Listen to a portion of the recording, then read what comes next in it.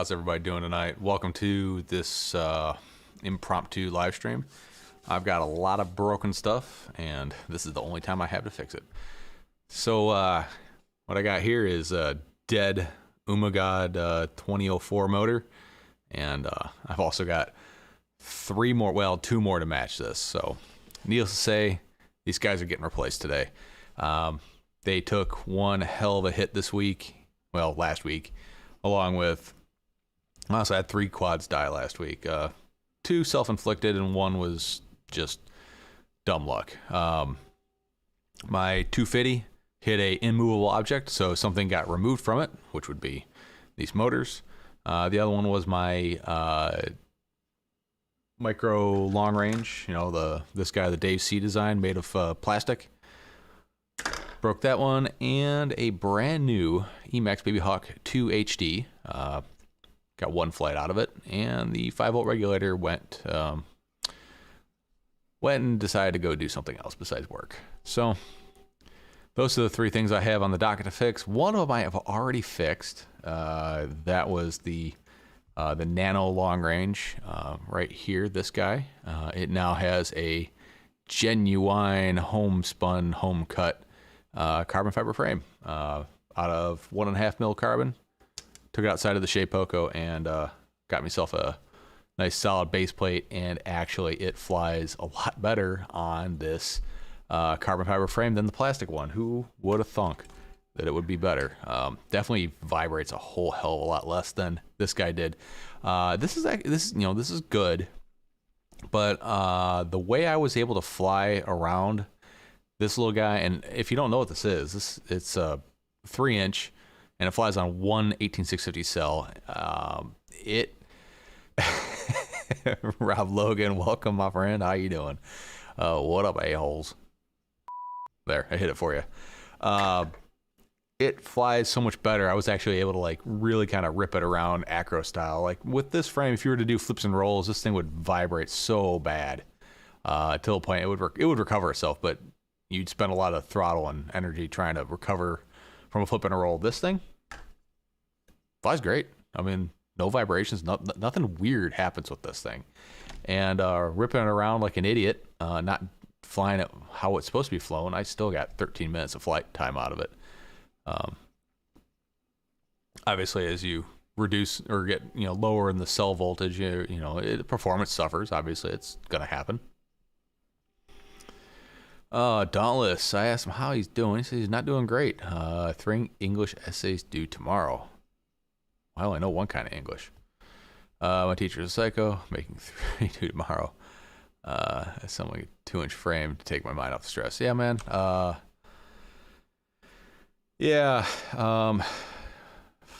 School. That's all I got to say about that. It never did me no good. No, definitely stay in school, do your thing.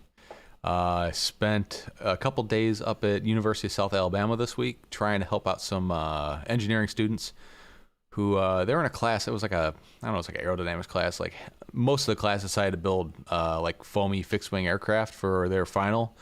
And there's like 4 or 5 guys there that decided to build quads, and all of them had issues. Their professor, I don't know how he got a hold of me, but my information got passed around, and they called me up, so I came over there to give them a hand. Let's see, two of the 5 issues were binding issues with FR Sky. One of them, the guy was trying to bind a QX7 to a Jumper R81 or something like that receiver. That receiver was a total pile of shit. Don't recommend it. It had weird issues. But the rest were really easy fixes, just getting the right firmware on an RXSR, and they were able to fly. The only criteria was to get a B, they had to basically take off and land controllably. The professor never said that they had to fly it themselves, so they called in a ringer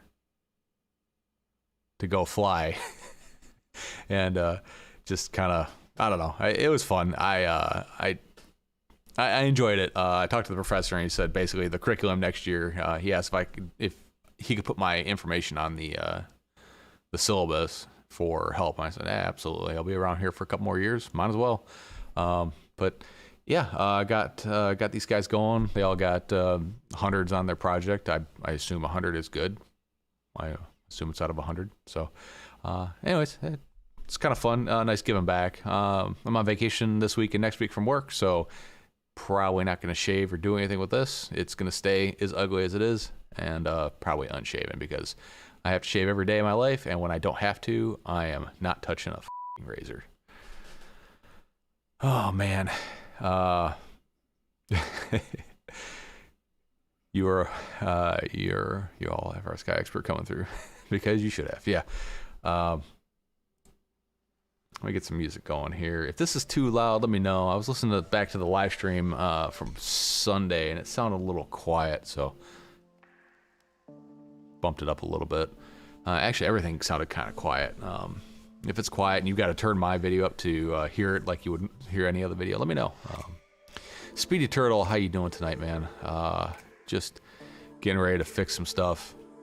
Yeah, this little guy, I am more in love with this thing now than I was before. I mean, back when it was this, it was a whole lot of fun and it was a very unique quad, but now it's like the real deal. This is pretty cool with the carbon fiber frame. I don't recommend you build this. Go buy it. Recon FPV has these things for pre-order for 130 bucks. I'm pretty sure you can't buy the parts and build it for that much. I find that my face is covered up by this stupid microphone. Not that that's a bad thing, but I'm sorry, headphone users. Oh, anyways, Speedy Turtle, how I liking the 250? Who? You or me? You got 250? Or are you asking me how I like 250? Mike Bergman, how you doing tonight? Whitney, how you doing? Wait, how'd you make to work on helicopters without school? Hey man, there's on-the-job training. I have my FAA AMP. You don't got to school. You don't have to go to school for that stuff. You can just study and test. Like there are so many things that are certificate based that you don't have to go to school for. You can just put in the work and do it yourself and shortcut everybody. Speedy Turtle, how you liking 250? I'm loving the 2fiddy. Unfortunately, it looks like a smash bag of a right now because I really crashed this thing hard. Let me show you guys what happened to it. So anyways, a little bit of background. It's 2204 ultralight build on 6S, so I'm using up pretty much all that extra weight that I can. And this is probably my 5th or 6th battery on it, and the tuning's done. It's flying really good, and now I'm just out there kind of getting it with it. And here's what happened. Looking good. That nice arc over the trees, and oh fuck. That is how you destroy 3 motors in one crash. Ugh, it just feels expensive looking at it. So that's why it's getting a motorectomy. Out with the Umagod motors. I really like these. They flew really well, but they are awfully fragile. This one here, it actually ripped the mounts out of the bottom of it, and it pinched the bell. Like it actually creased it in. Let's see if I can focus on that. It actually creased it, cracked the magnet, and it actually deformed the stator. So this motor is completely and nothing going on with that. I've got another one that's locked up, and another one that's got a really big wang joodle in it, and then another one that it's actually pretty good. I would have replaced it with the same motors, but they're out of stock. So it is getting replaced with some T-motor 2004s, same size. These ones are a 17,000 kV flavor. The Umagods, these were 16,000, I believe, which in reality, these are probably going to be the same kV. I think most motor manufacturers overestimate their kV, and I think Tommy went through a lot of effort to make sure that they had the correct kV on them. But you know, I don't think I'm gonna feel the difference between 100 kV. Still gonna rock the 6S because 6S for life, yo. These motors, I will admit, do not feel as good as the Umagod motors. I mean, fit, finish, cogginess, all that stuff, they just don't feel as good.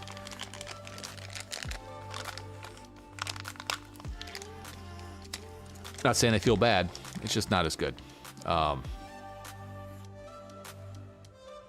Yeah, like,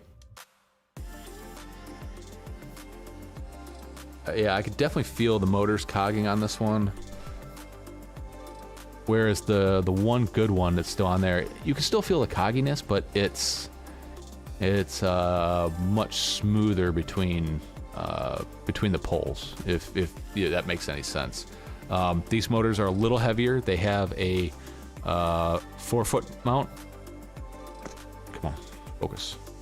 Yeah, so 4 mounting holes instead of dose.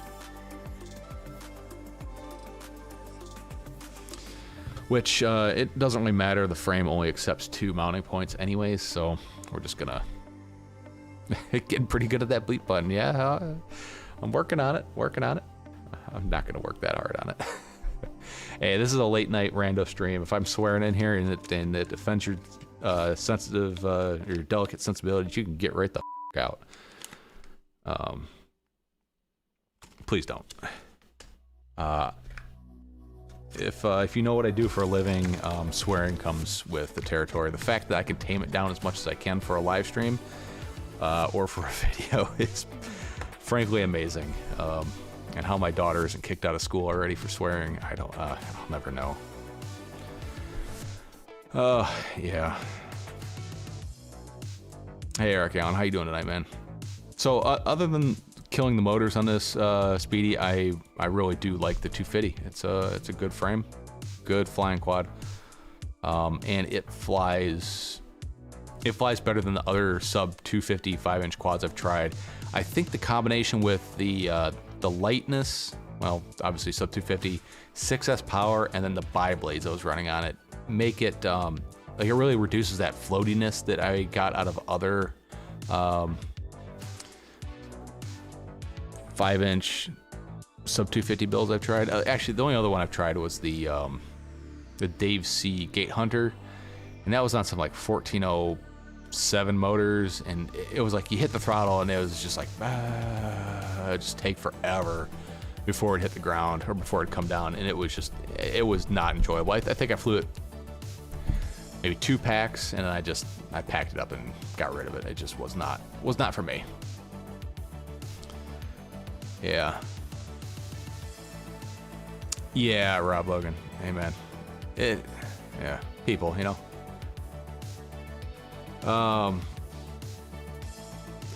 For 20 minutes or so. But hey, how are you doing tonight?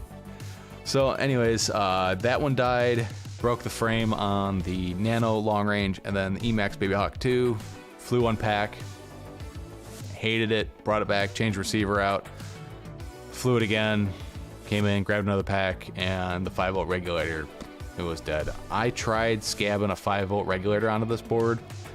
Something more than just the 5-volt regulator is dead on it, because nothing I could do could bring that thing back to life without like actually going and trying to replace components on it. So that is gonna get a new flight controller. I have one coming from Emax, but in the 8 months this will take to get here on the slow boat from wherever it's coming from, I have one of these JHEMCU F411 Pro AIO. It's a 35 amp ESC. This thing should be just fine. I also have a CL Racing F7 AIO, but the dimensions on it are way too big for an AIO, and it hits the standoff on it, so I can't put that one in there, unfortunately. It just takes up too much real estate. How many beers deep are you, bros? Nothing. I had a Moscow Mule for dinner, or with dinner, and that's about it. Also, working on a 3D printed mount for the Insta360 Go 2 on the the 2fiddy. I haven't had a chance to test it out yet. So, anyways, hell yeah, things are good over here. Weather's been really awesome. I'm on vacation, so not having to, well, actually I have to deal with work shit every day because it it always happens. Let's see, Dauntless. I posted a pic of the 2-inch frame on your Discord. Let's see, Discord. This one over here. Ooh, what is this little guy? Go over here. By the way, if any of you guys are here and you don't know, tweetfiddy.com if you want to get on my Discord and go hang out with all the cool people.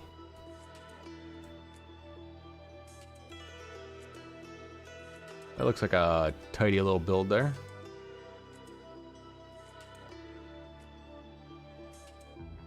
It's very tadpole feeling. But it can't possibly be Armatin because the carbon fiber is cut the right way. Oh, man. What frame is that, Dauntless?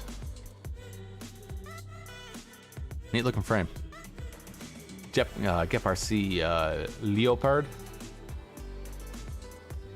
And it top mounts, really? Oh, I guess that would make sense. I bet you could do both, though. You could probably do top and bottom. Let's see, it's got a nice little flat spot on the top and the bottom for like a lipo strap. Something that small, I would probably run bottom mount.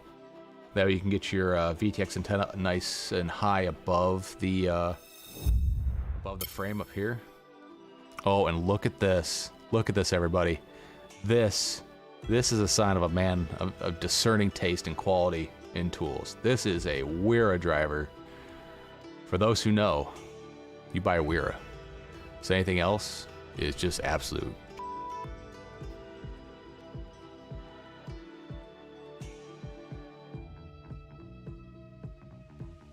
Cool frame. I really like frame design, especially ones that are a little bit different than the, you know, top plate, bottom plate, bunch of standoffs, and just FC stack sandwich, especially like the tiny trainer. Like that frame is fascinating to me. And it's also a, you know, awesome frame to boot, but really like that one.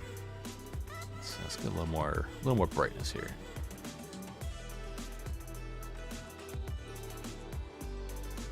I get a shadow from the microphone now. There we go. That looks a little better. A little better. Yeah, Mike Bergman, you are correct there. MIP drivers are probably the gold standard, but Wera is pretty good. I happen to like the handles on the Wera versus the MIP.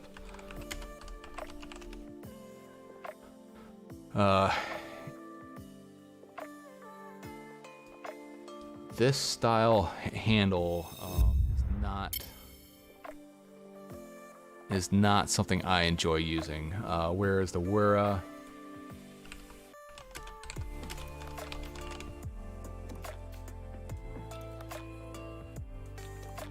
well, this isn't the exact ones, but this style handle I definitely prefer.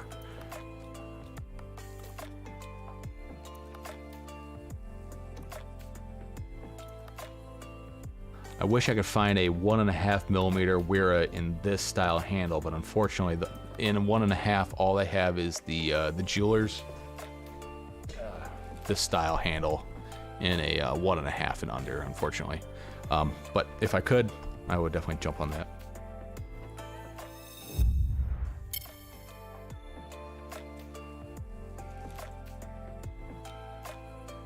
Rob Logan.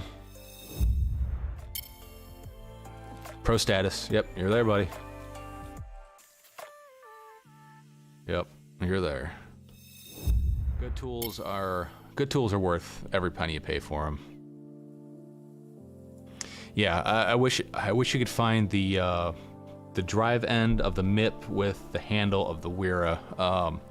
Those MIP handles, I've used tools with that style handle and the MIPs themselves, and once they get old, if you drop them on the ground, that handle will just shatter, rendering it absolutely useless. Whereas this this ain't ever gonna break. And this doesn't have rubber on it either. Well, actually it does have a little bit of rubber here, the green part, but in my experience this has held up really well to hand oils and solvents. So, you know.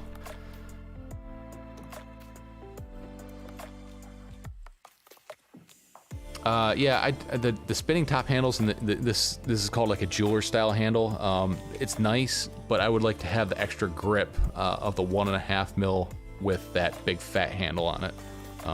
Just personal opinion though. Can you take the tips out of the bigger grips? I know the tip is molded into smaller tools. No, I don't think you can. I mean, yeah, I'm sure you can. Like if any of you have ever used Snap-on tools and had to exchange screwdrivers, when you get a new screwdriver from Snap-on, you keep your old handle. They put it in a vise, and they pull the blade out of it, and they pound a new one in. So all they're replacing is the shaft and the blade, not the actual handle. Was a mechanic for a deer dealer for about 8 years prior to doing what I do now. So me and the Snap-on guy, we were tight. They sell a lot of good stuff, and you know there's a lot of Snap-on haters out there, but those are all people that just haven't had to use tools for a livelihood and a production level. They're not the best, but knowing that someone's going to come by every week and exchange out all your broken shit for new shit, it's pretty nice. And the guy I had, he was one of the best tool guys I've ever had. He would exchange out any size drill bit. As long as you bought it from him, you smoked that sucker doing something stupid with it, or you used it as a punch and broke it, he'd exchange it out. No questions asked. So that right there is worth it. Rob Logan's on day 15 of his Onewheels streak. Good for you, man. Keep it up. I got out and did some riding around today. Weather's been really nice. Actually, had to go ride up and down the fence line to find how many broken boards those stupid horses broke. 3. And at the price of wood, I might have to sell a kidney to replace them. A couple other things this week. Just working on some random projects.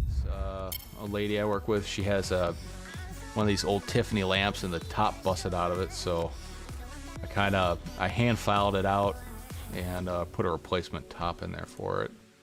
Turned out pretty good. Working on a review of the Beta VR02 goggles. I got the Munchkin there modeling it for me. Got some new merch. Got merch, guys. If you haven't seen that yet. Got the Tweety Bird logo on there. And on the back. I'm not really sure what that's all about.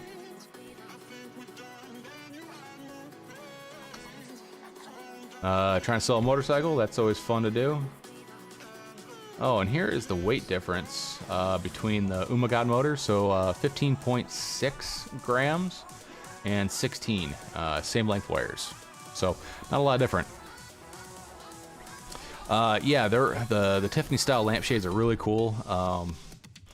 This one, it looked like it had been work hardened a lot from a lot of use, and the whole top was just falling out of it. So that was a quick and dirty solution to fix that. And here's the Nano long range frame getting cut. There's one of the final ones. The crap part about dead cat style frames is you can only do two arms the right way. So these two are cut correctly and these two are cut completely wrong. You can't do all 4 because 2 have to be cut the wrong way. So this frame's actually pretty flexible in this direction, but this direction is pretty darn stiff.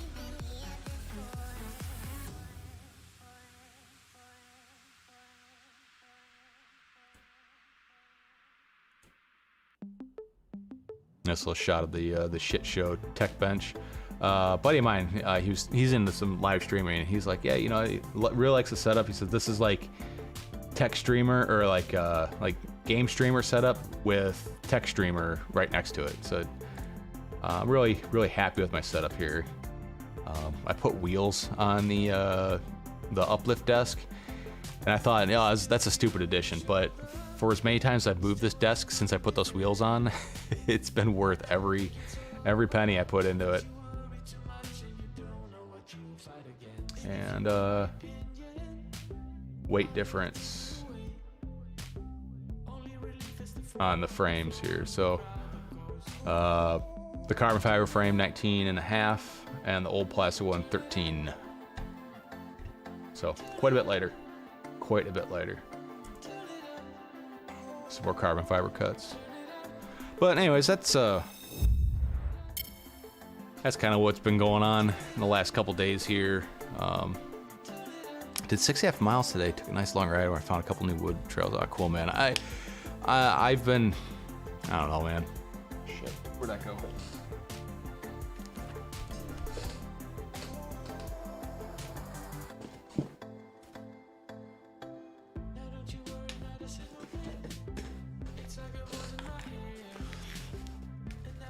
Lost the top to my screwdriver.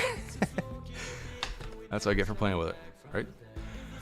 Are those lamps where you touch? Are those the lamps where you can touch any of the gold and turn them on? No. The Tiffany lamp is the it's like the stained glass style. So this is all individual little chunks of glass, all brazed together, and it actually has a pattern of a bird on the side of it. It's a pretty cool looking lamp. I don't think I got a good picture of it though, but yeah, that's the Tiffany style lamps.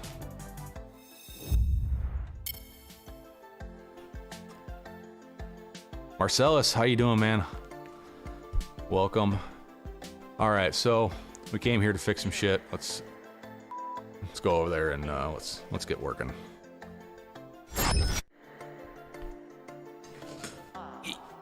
All right, so feel free to chime in whenever you want with whatever questions you got or whatnot, and I'll try to answer as we're going along here. So I've already got one motor installed. I was just I kind of mocked this one up just to get the length right so I could weigh it for comparison sakes.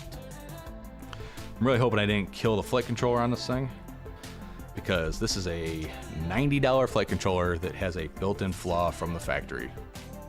Pretty cool, right? Oh man.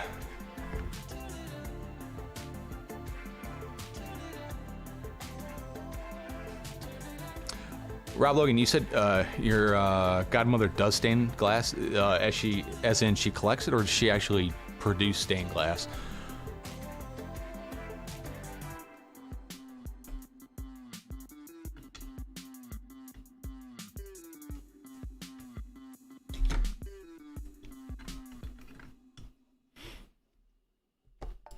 And oh, she creates it. That's awesome, man. I've seen a couple like programs on how that's done, and it's fascinating. Let's see, I gotta fix this here.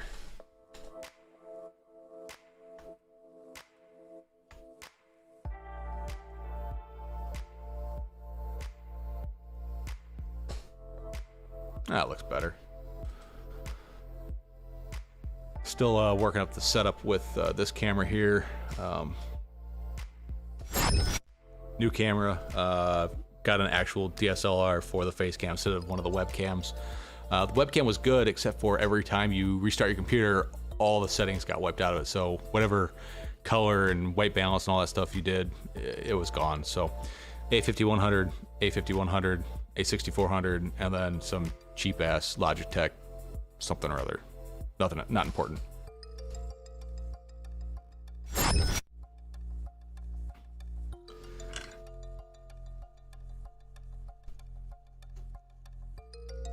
There's quite a few pieces in libraries and museums, actually. Really? Wow, that's awesome, man. The frame is absolutely unscathed. I don't know if that's a testament to how good the frame was, or the fact that the motors took all of the abuse.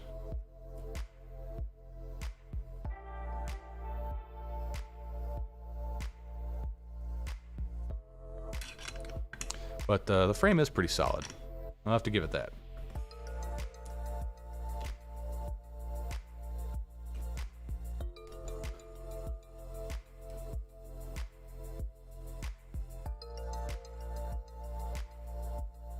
Oh, let's see. What can I do about my goggles? I can't even update the firmware that I discovered today. So, do they power on at all anymore, or are they just dead to the world?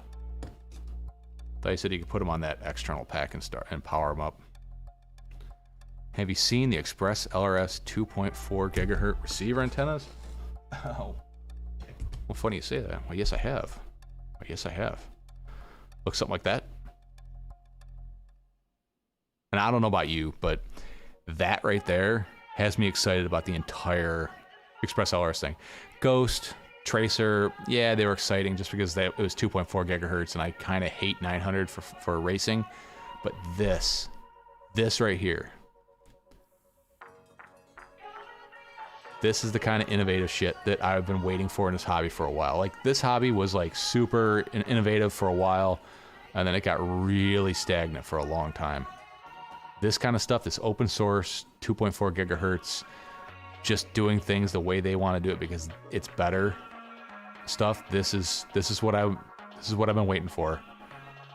But yeah, I got the 2.4 gigahertz receiver.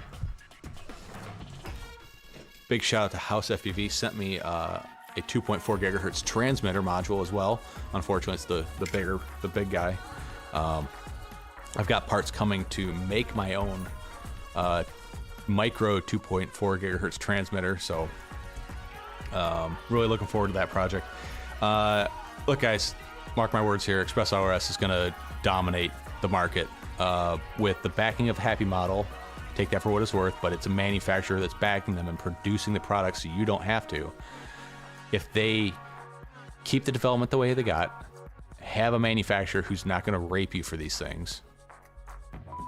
I don't know if I'm supposed to beep that or not. And leave it open source. It's going to win. It is going to be the best. I mean, on paper, all the stats and the latency and the consistency, it is already killing the competition. Nobody else is doing as good as ExpressLRS. And it's a open source project with open source hardware that's using old FR Sky stuff. Keep that in mind, guys. So, ExpressLRS is going to be the one to beat.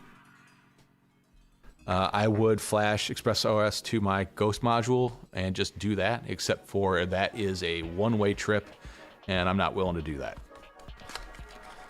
I'd rather build my own. And that box is empty.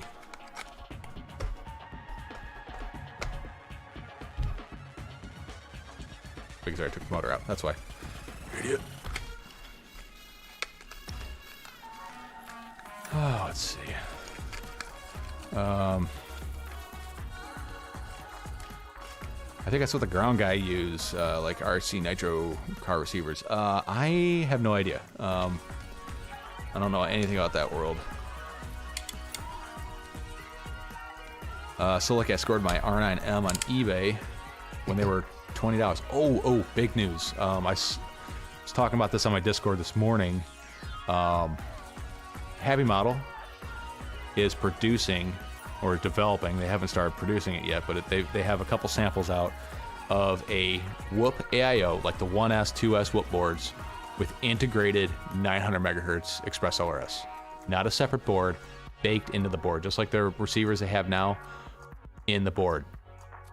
People and manufacturers have been begging TBS to do that shit since day one with Crossfire, and TBS, being what they are, just kept saying, nah, we ain't doing that. We're not doing it. ExpressLRS is doing it, and they beat them to the punch, and I guarantee you TBS is gonna be like going, oh fuck, probably should have. Yeah, like when TBS said, nope, we'll not, we're, FFR Sky, FFR Sky, and all that stuff. Like they really stuck to the guns. Then they realized, oh boy, this micro JR based stuff. A lot of people are gonna have this stuff. So, you know what? Their modules started coming out micro JR based style because this is the way the market's moving, and they want to make money. Make no make no excuses there. They want to make money, because if they don't make money, then what the hell are they doing? It's just a cold hard fact of business. You're there to make money. With them saying no and sticking to their guns about not integrating their receivers into boards, like, oh shit, where'd it go?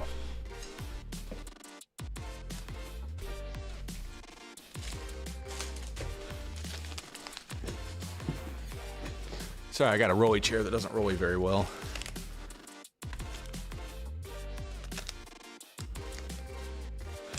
Like, take this for example. This is a full tramp receiver, or VTX and a Ghost receiver on one board, not a board that you have to solder your components to. This is pre-done from the factory. This is integrated. This is as good as it gets. TBS starts making stuff like this. That'll be really interesting. But with ExpressLRS now letting other manufacturers do that with their stuff, I mean, it's not even their stuff. It's open source. Anybody can do it. I don't know. It's going to make things really interesting in the next year. But then with chip shortages, who knows?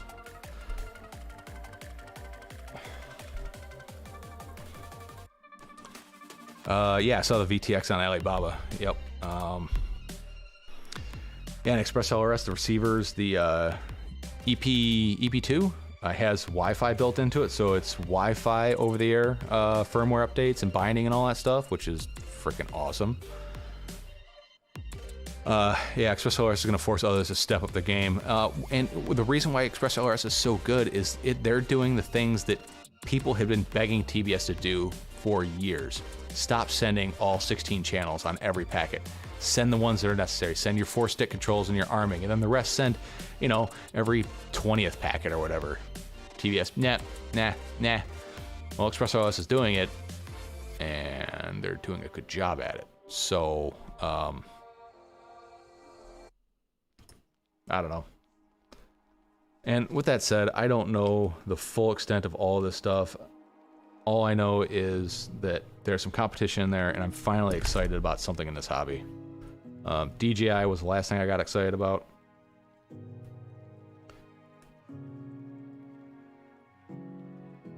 And we see how much of a game changer that was. Anything that disrupts the market, you know, it's like all these companies get stagnant. They just kind of sit there and they don't do shit. Like, take Fat Shark, for example. They were king of Poop Mountain for the longest time. And all they did was just iterative changes to their goggles, to their design. People asked for features. Nah. Because what are you going to do? Where are you going to go? But now they actually have some real competition. Not some, they have competition. They have strong competition now. So they've been forced to do stuff differently.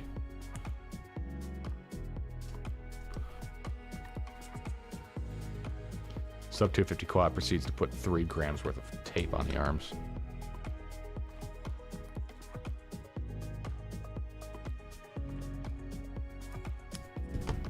By the way, if you want to get my attention on the chat, type @tweetfev. It'll light up in orange. I tend to see those a little bit easier. And also, super chats are always welcome if you want. Not necessary, but if you want to support me, go to tweetfev.com. Hit the button. Hit the button. Damn it. Button. We got a hotkey that dumps that guy in there. Oh man. Let's see. Yeah, I can still power it on with a LiPo, but the 1860 doesn't work. Neither does powering it through USB through the computer. That's why I figured it wouldn't update firmware. Yeah, it sounds like you probably blew up the 5-volt regulator on it.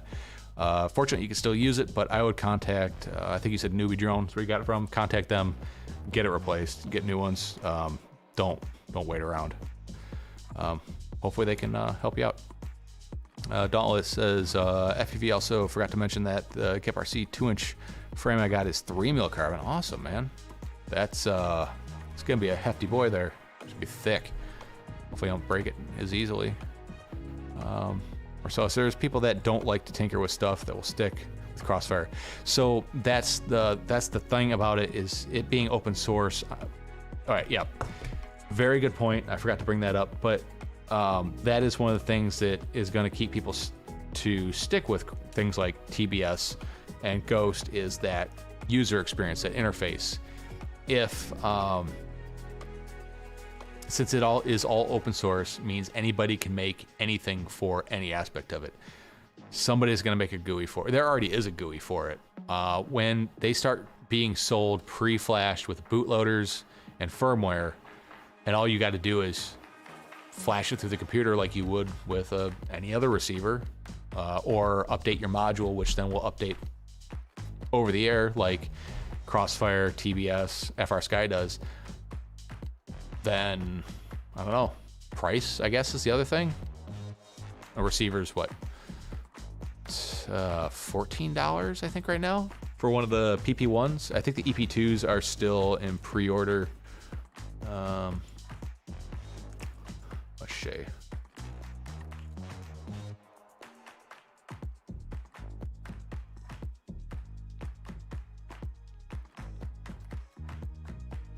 Why can I never find this thing? Banggood has a worse search.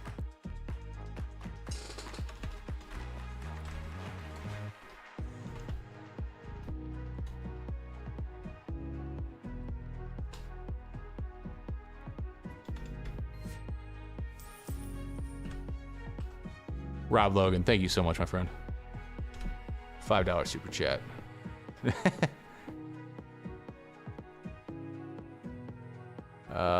Yeah, for some reason I can't find it on Banggood right now, but I know they do. I think they're pretty darn cheap. Let's see. Yeah, it's already simpler than the whole R9 firmware situation. One of the reasons I'm flashing it is bought an MX receiver with a new head, ACCSU. Yeah, the whole 900 megahertz with like the R9 stuff with FCC, LBT, Flex, F port, S port, for like, oh, what a fucking mess, FR Sky. Like, Jesus. Just hire somebody who speaks English as a native language. And I'm not trying to be racist or anything. Hire somebody who speaks English and Chinese really well. They can translate and actually make a manual that makes sense, that somebody can actually read. Organize your firmware. Make a manual that explains your firmware instead of relying on people like me that have to explain to everybody one at a time how to get the shit working. And I was working with FR Sky for a while. Like, I was trying to explain to them they need to stop listing the OpenTX versions on their website because people are going there thinking they're updating it. That is a development firmware. Don't use it. It's there as almost like a time capsule. Like, if you need to fix something or you want to go back to stock, there it is. Also, I think the virtue of the fact that it's open source and they're using that, most of those radios come with ER Sky TX, which is their, it's like Freedom TX is like kind of like what the TBS is doing. I think they have to post their code. So maybe that's why, I don't know. I'm not super well versed in the whole open source thing with things.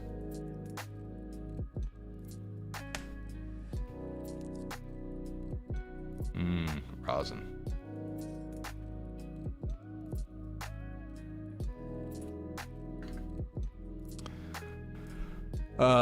Dan equals asshole. Thank you, Rob Logan.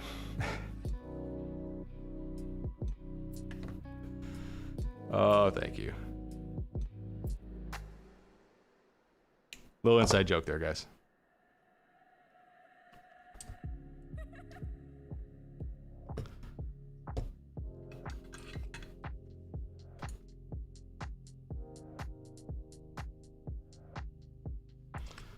I like building quads.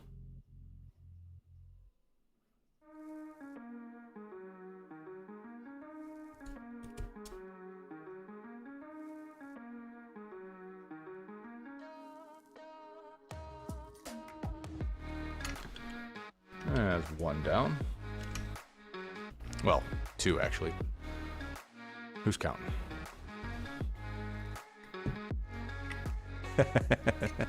Glad you enjoyed that.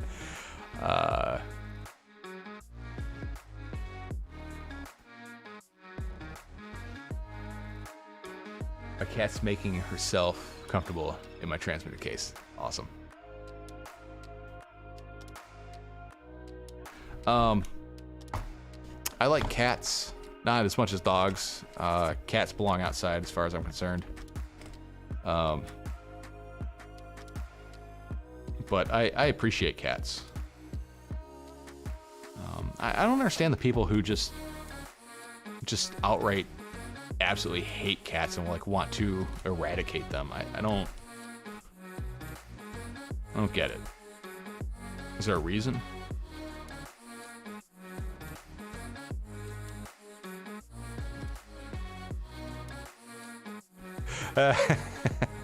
She just asked why. That's awesome.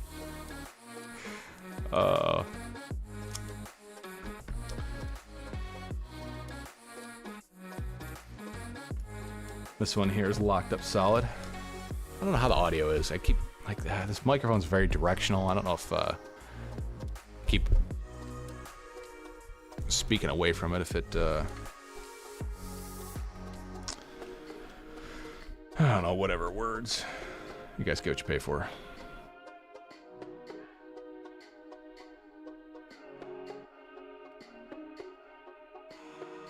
But anyways, I hope everybody's already having a good week.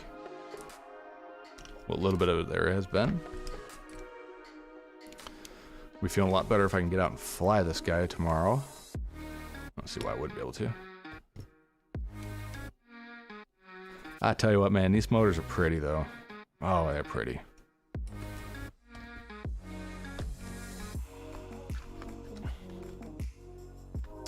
All right, Rob Logan, man, we'll see you around. Have a good night. And we'll see you on the Discord, buddy. Keep floating.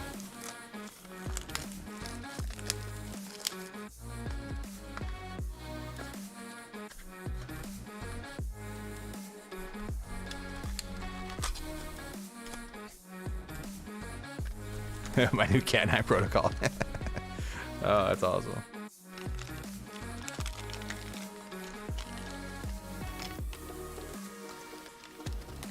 .900 kilohertz update rate. I mean, look at these two. Like this, these things are in different categories. Like the Tommy's motors are just really cool looking. This feels like a generic every other FPV motor.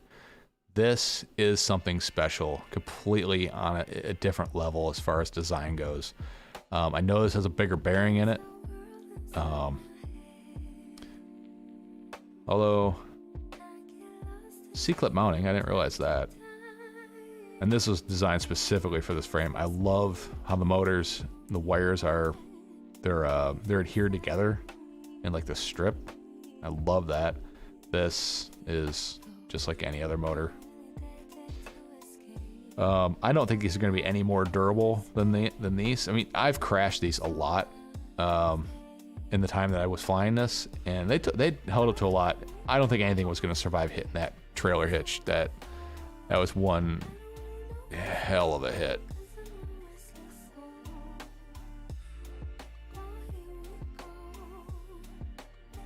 Still a good looking motor, but ain't nothing like this. Yeah, this one's locked right up. You see the bell is crushed right there, which I'm really surprised that locked it up.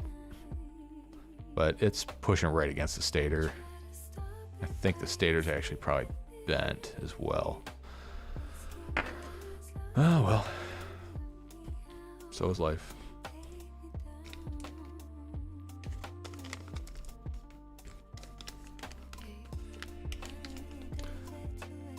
Are you planning on staying under 250 with the 2fiddy build? Yes, I am going to try to. I don't think I'm pretty sure putting an Insta360 Go on it will be over the 250 limit, especially for my setup because I'm running it as fat as I can get. Running Vista and on 6S. So definitely have an uphill battle to stay under 2fiddy. And these motors are heavier. So I don't think I'm gonna be able to stay under 250. But from the videos that I was recording, those were just straight through the goggles. I don't know if I really need. I don't have a strong desire to put the Insta360 Go on this. I gotta try it, of course, but I don't think it's necessary. If you have your RF figured out and you're standing in a good spot, you can get pretty darn good DVR out of the DJI goggles.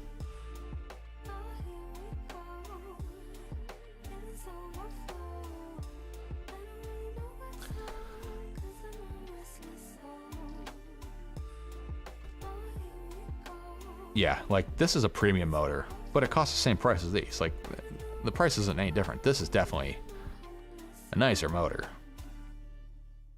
Is it more durable though? That's the real question. I don't know the answer because this, what happened here, that is an odd case. Like, ain't nothing gonna survive that. I don't think a 5-inch would have survived that, to be honest.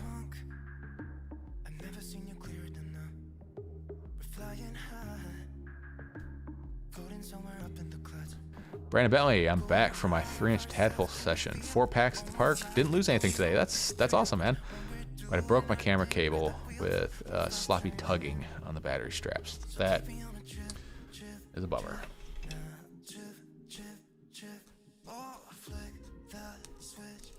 You know what makes you a better builder? Racing. One heat on a shoddy build will expose every little corner you cut. Every little piece of wire where you're like, I'll just tuck that in right there and that'll be good. No. Every little bit of that will come out, get chopped by the props, and you will find out very quick where you can't cut corners.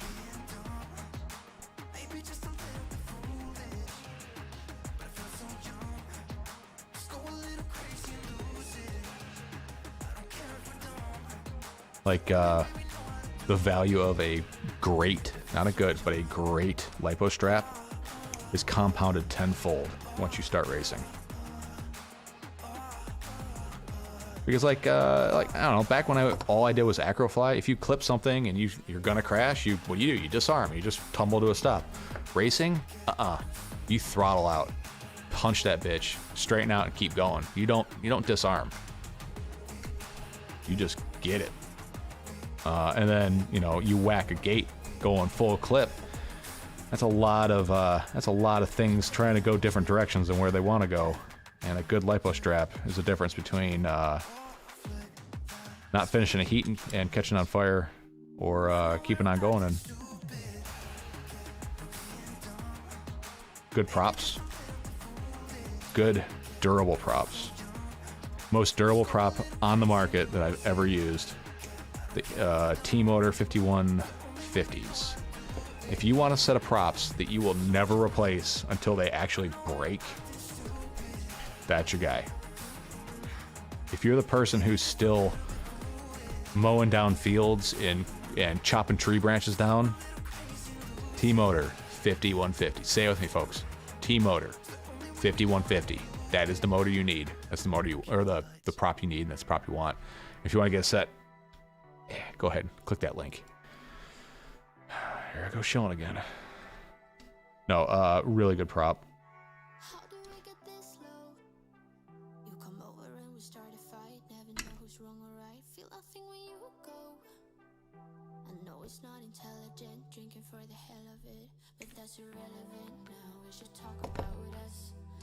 I've come to realize there's not a lot of people who race who do the whole YouTube thing. Like, there's people that race and they put like a flight edit on, but that's about it.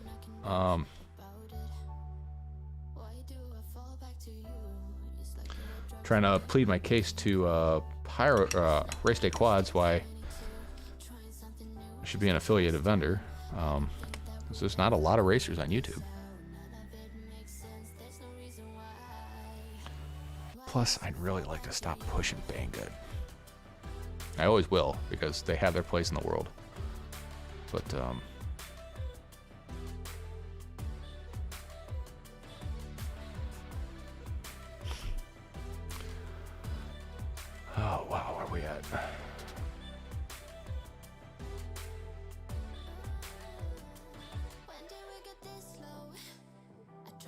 250 for 5" needs to stop being a thing.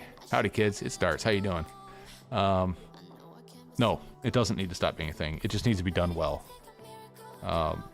Just slapping parts together until it's less than 250 grams is not the way to do it.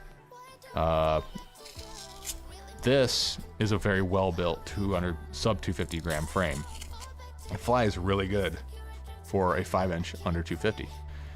I have flown other sub 250 5" that fly like absolute garbage. They were just not a good design. This is a good one. But it's all about a formula, you know? Like, the right parts, the right weight, the right design. This is good. No, it's not a 5". It never will be. And the only reason why the whole sub 250 5" thing is a thing is because of the stupid FAA rules. Which, on a side note, I renewed my Part 107 yesterday. Now, for non-Part 61 people, which means you don't have a pilot's license, you can do it online now, which was great. It's about 2 hours worth of online course, which is fine, and then a quick test afterwards, and boom, you're done. Didn't cost me a dime. It was awesome. I really appreciate the way they're doing it now. Instead of having to go to a FSDO or something like that to do the test, you just do it online. A lot of changes in there. Basically, if you're flying something sub 250, you can fly over people with zero authorization or certification because it's below 250 grams. So this 5" quad, I can fly over crowds of people and be perfectly in compliance. Make sense to you guys? Sure don't make sense to me. Night flying's another thing that's changed a lot. Like, it's basically you're good to go night flying as long as you got strobes on it, like we've seen for 3 miles. Oh boy, back to the chat. 4" 250 is going to be a thing. Predict it. Chris Ross's video today, he agrees.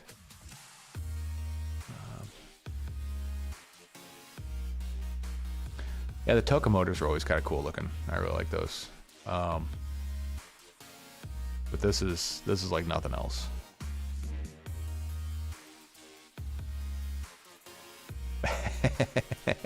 Races have too short attention span. Focus on YouTube content. There's Johnny 5. Yeah, that's about it. The other ones that race, they post up a race edit and that's it. No like real like content.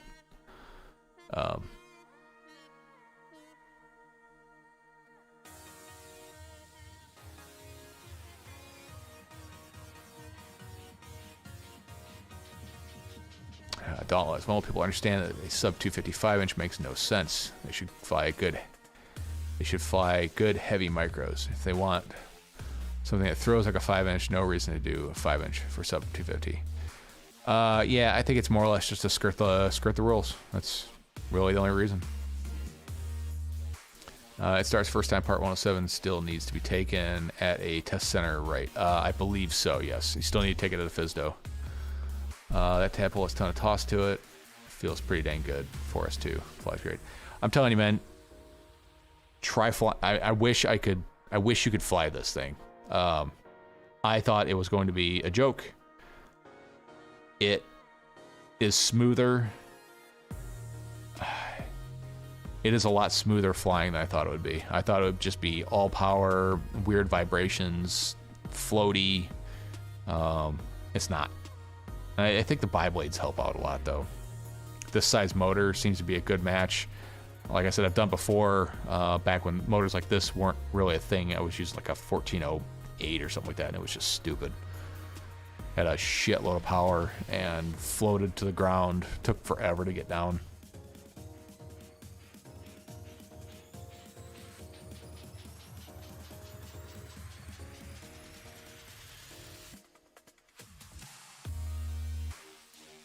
Yeah, there's a lot more surface area on a 5" versus a 4".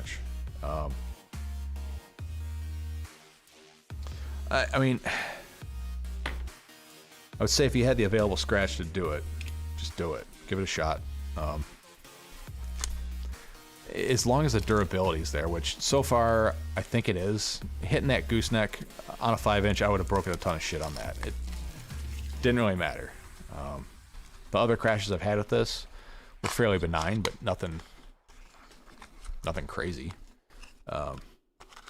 Nothing that should have broken anything, and nothing did break.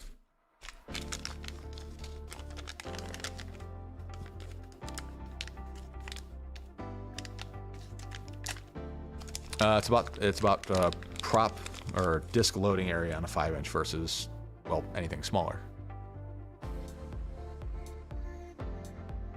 Yeah, the Rotoride 250 looked like junk. It looked like something that somebody whacked together because they were going to miss out on a market. Still a fan of box frames. Yep. Box frames are what I race.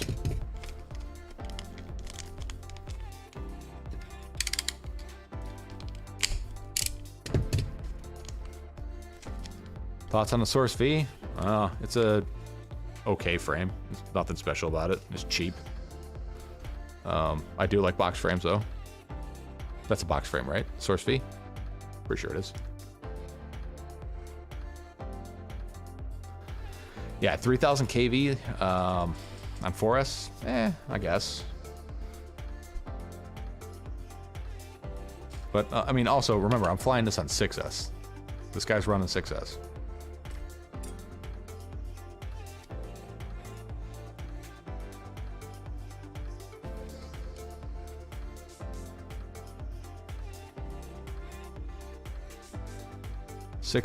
and HD.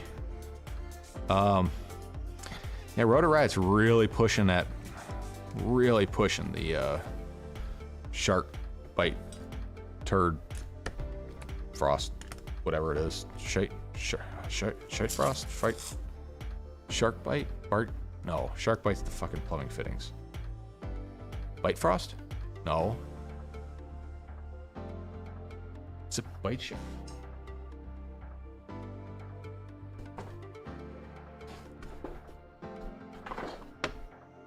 The fuck is this thing called?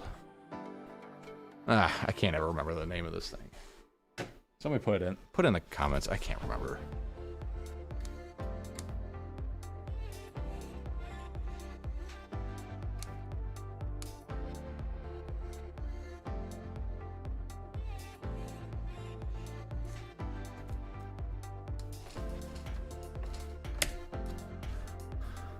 Let's see.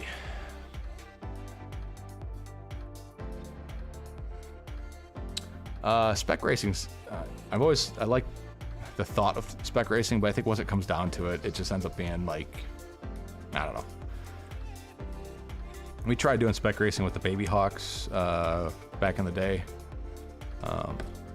Never really worked out. It's hard asking somebody to go out and buy something inferior with their money when they could go out and build something that they want to do spec racing.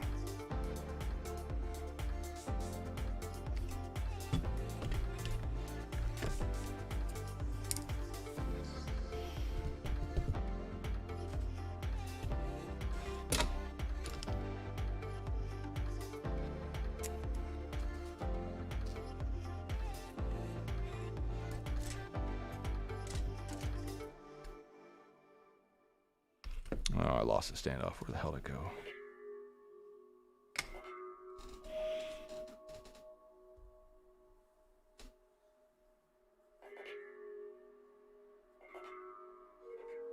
Yeah, shark bite. I had bite frost before as well. It was meh. It was different, you know. It's not trying to. I don't know. People need to stop comparing it to DJI. It's not trying to do DJI. It's doing something completely different. Ugh, this bench is a mess. All right, I'm gonna clean some stuff up real quick.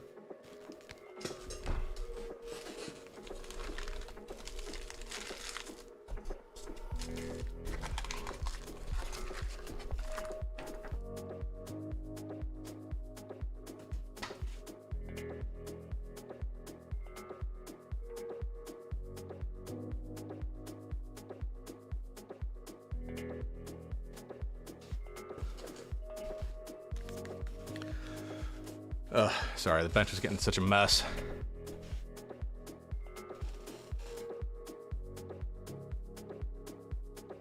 Yeah, or spec racing should be provided by the race organizer, not by the pilots.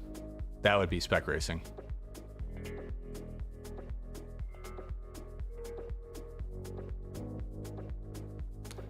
Happy Valley 808. Welcome. I don't recognize the name. Just built the 2fiddy, and I gotta say I love the frame, but the aluminum hardware is absolutely garbage. Yes, the aluminum hardware it's just absolute fucking garbage. I hate aluminum hardware with an absolute passion.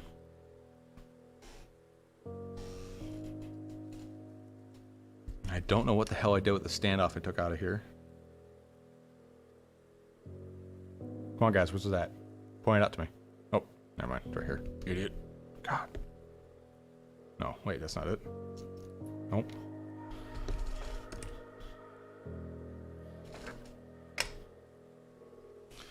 I don't know where it went. Kind of a special size, too.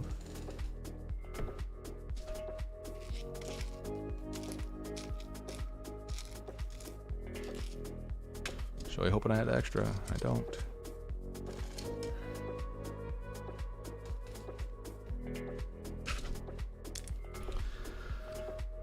All right. This is going to be 2 hours of staring at the top of my head.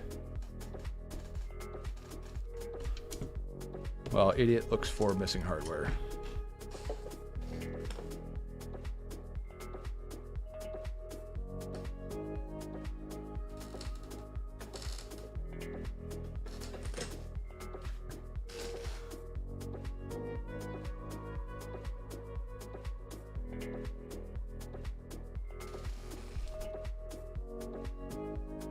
Oh, damn it. Fucking idiot. Looking for the standoff. Where'd it go? It's right there. Idiot.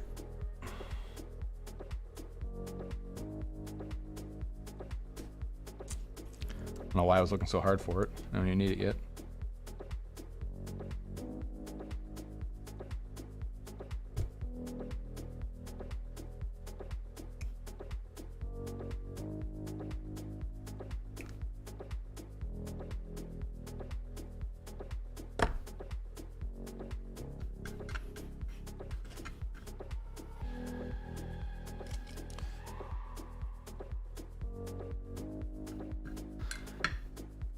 Yeah, so the Fat Shark system is lighter, it's less expensive, it'll work with anybody's goggles as long as you have HDI input, and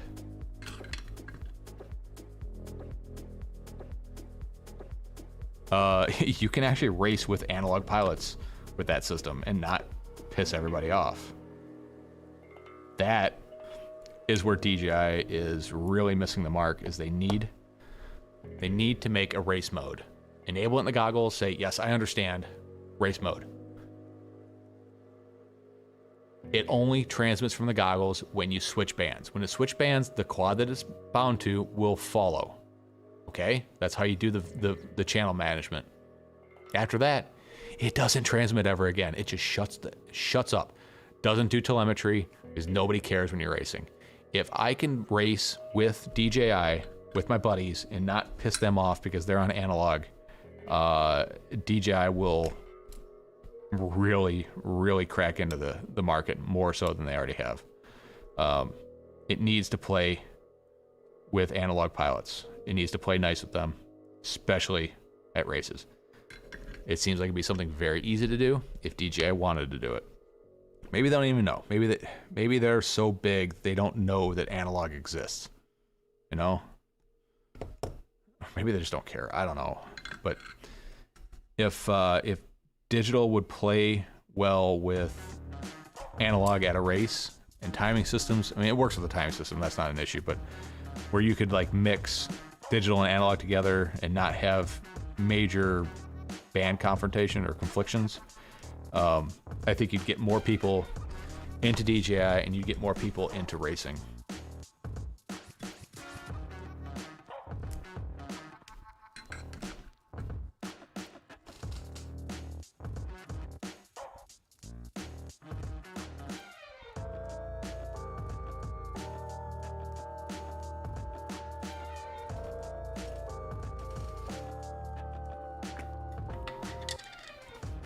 Yeah, DJI really screwed up the whole V2 thing. Like, it was not a V2, that was a V1.5. It was a mid-run update.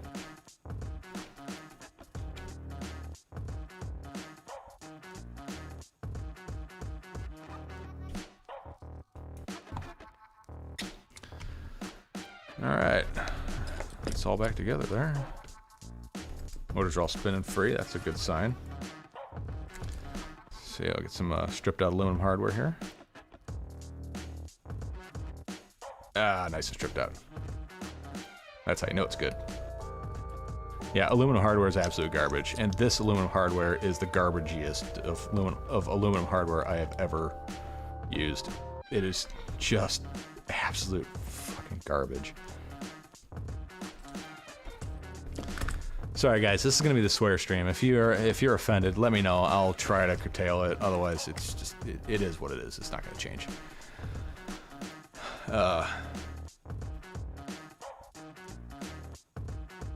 FPV hardware is clearly end of life for DJI. Last firmware update was last July. Yeah, I'm really surprised. Like, they were really kicking out a lot of updates, and then they just stopped. Like, all right, we did that. Moving on, something else.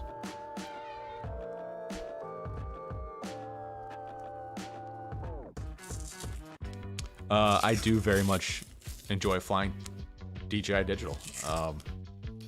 All of my acro quads that make sense to haul around the vistas, they do it, or they do. Like, look at this. This has got a Vista on it. I'm also using the RC control through the Vista as well.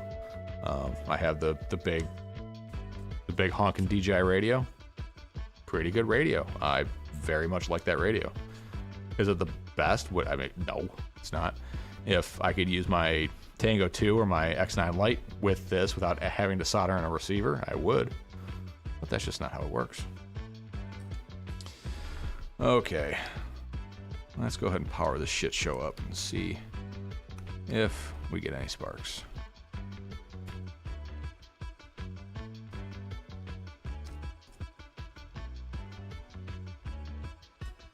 What's going on here?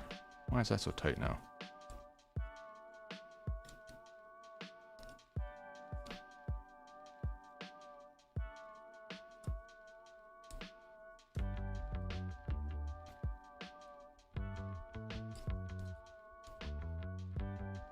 All right, whatever. Okay.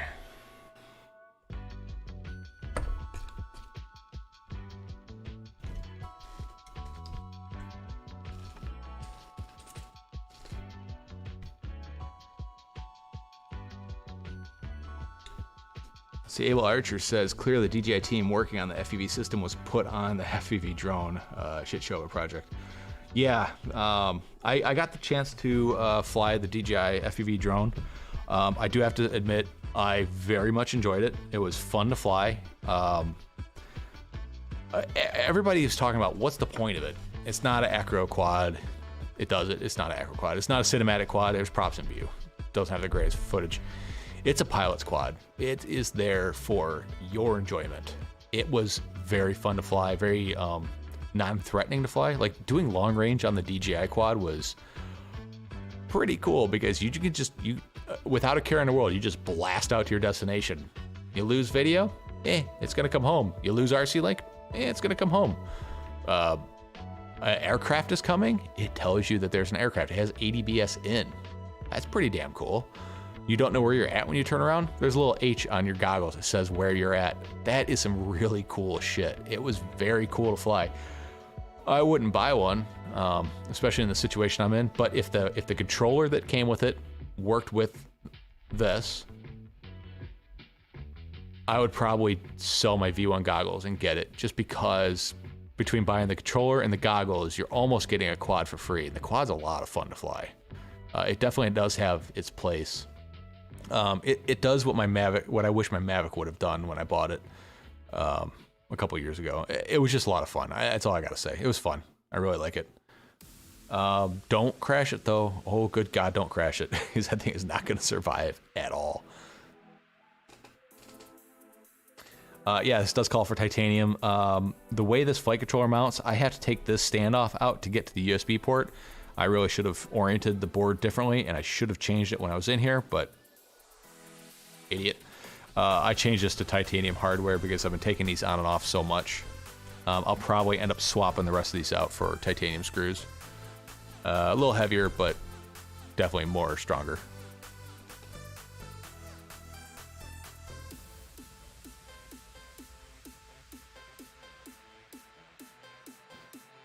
Oh, there's a beta firmware for that. Oh yeah, so that pissed me off. So if you want the 50 megabits per second video, that's super awesome video in the DJI, you got to update your gear. When you update an air unit, you can no longer record to an SD card. Like every SD card I've tried in both my air units, they record for a couple seconds, then I get a slow SD card error and it shuts down. That has been since about last year. Those air units have been absolutely useless to me. They're just big paperweights and quads that I don't like to fly because they're heavy and I have to run a GoPro on them as well. But hopefully they fix that in an actual update, not just a beta firmware.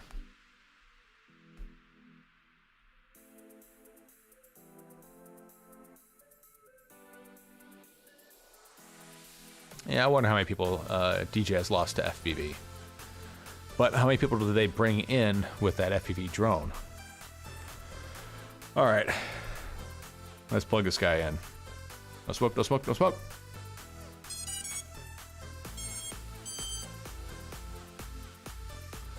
Always a good sign.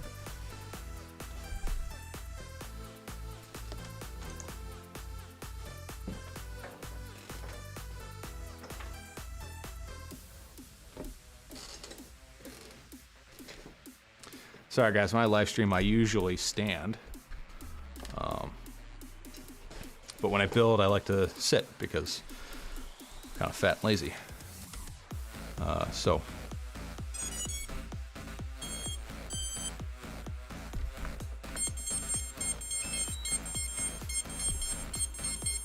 And I'm on carpet so my chair doesn't roll worth of shit.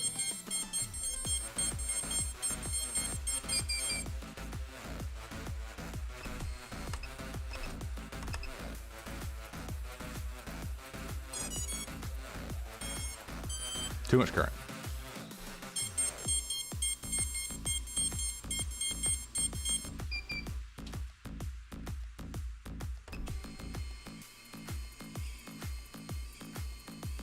Oh, one of them's backwards. You shitting me.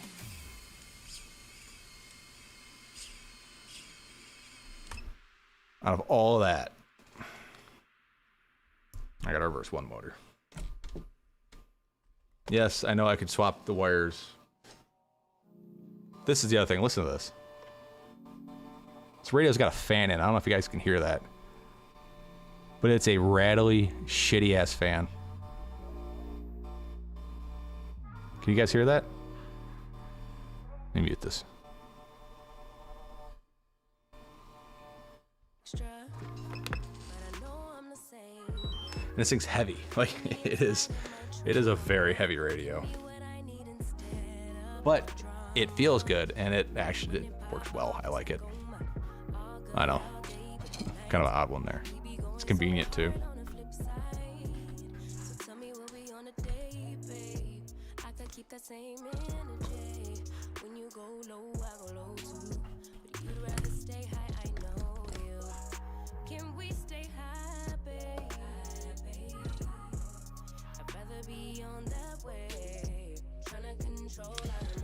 Alright, gotta update the firmware or change the motor direction.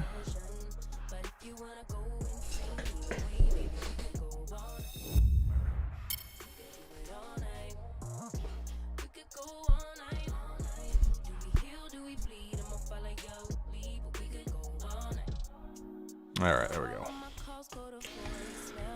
Oh, let's see, I think I've got JSC on this. Where is it at on my computer?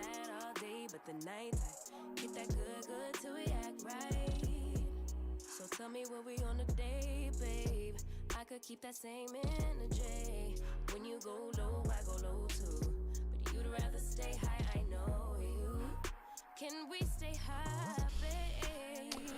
It's here somewhere.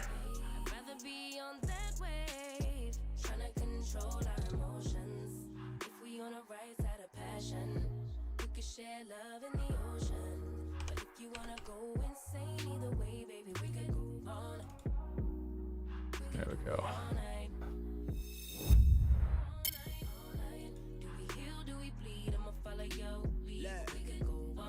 So this is the iFlight Beast H7, BL Heli M. That's right. This BL Heli M. I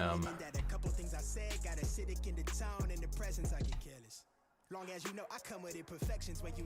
know why I can't find it on my computer though. BL Heli.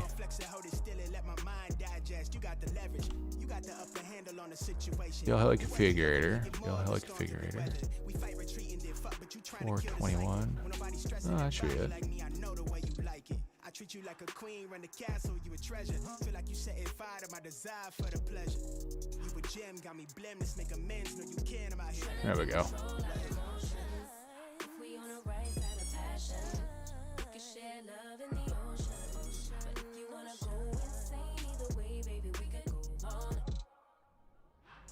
It was motor 1, 2, 3. First.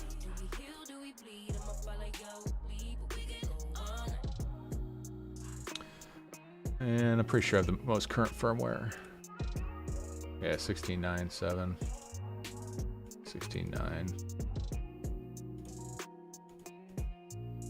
Yeah, 16.9. 16.9, okay. Alright, that should be that.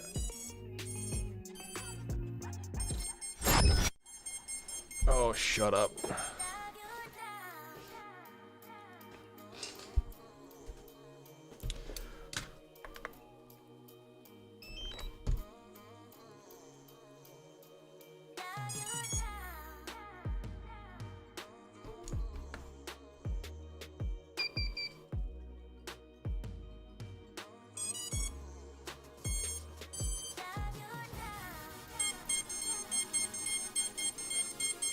It takes a while for the remote to connect to the air unit. There we go.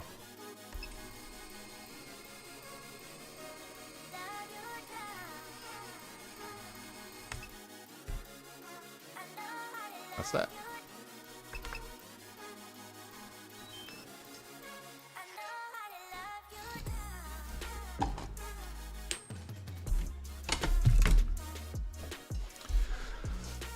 All right, I'm gonna put the stupid canopy back together.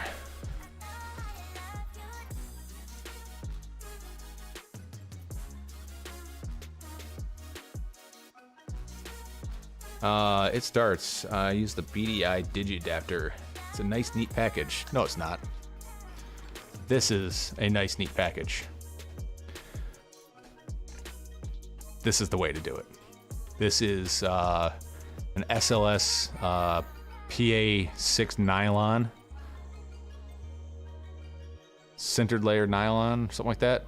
Faceplate adapter. Look how low profile that rapid fire module is. This is the way to do digital and analog together. That one. What warranty? Prove it.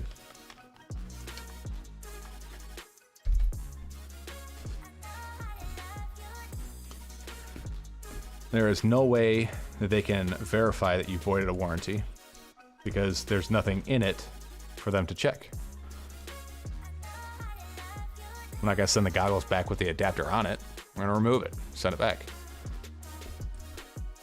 The fact that you take the screws out of the faceplate of the goggle with that Digi adapter probably voids the warranty.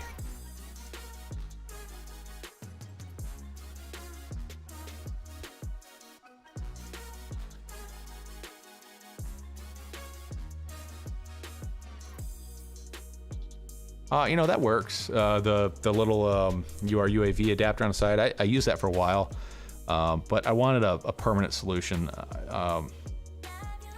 There was a period in time where I had to send my Orcas off. I was having them custom painted, so it was time to shut up or put up and fly nothing but the DJI goggles for it was almost 2 months actually, between tearing the Orcas apart, having them Cerakoted, and putting them back together.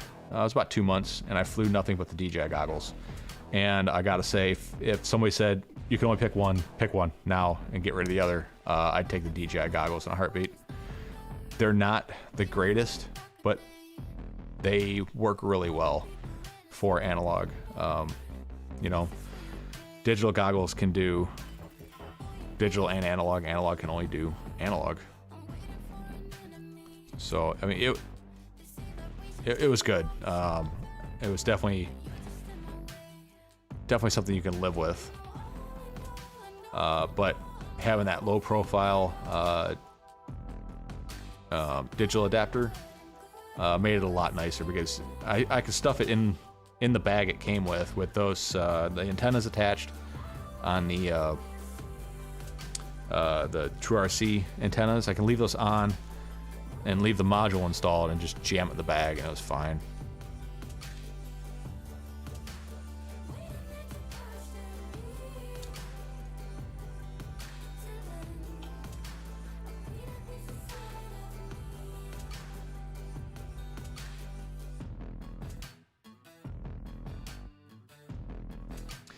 So one of the things that really sucks with the DJI and doing analog is when you would get, and if you're using a cheap module that doesn't do signal reconstruction or whatever it is, you know, the unicorn magic, when the DJI goggles receive zero signal or really degraded signal over analog, the screen goes back to the DJI splash screen for a couple seconds, then it'll come back to your video. So it won't just be snow that you can kind of look through. Once it gets bad enough, you'll get that black splash screen.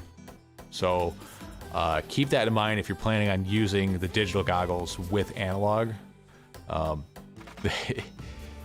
If you lose video bad enough, you're kind of fucked. Hey, it's a 1-for-1 thing. I'm gonna say one thing and I'll push the button. It might not be right away.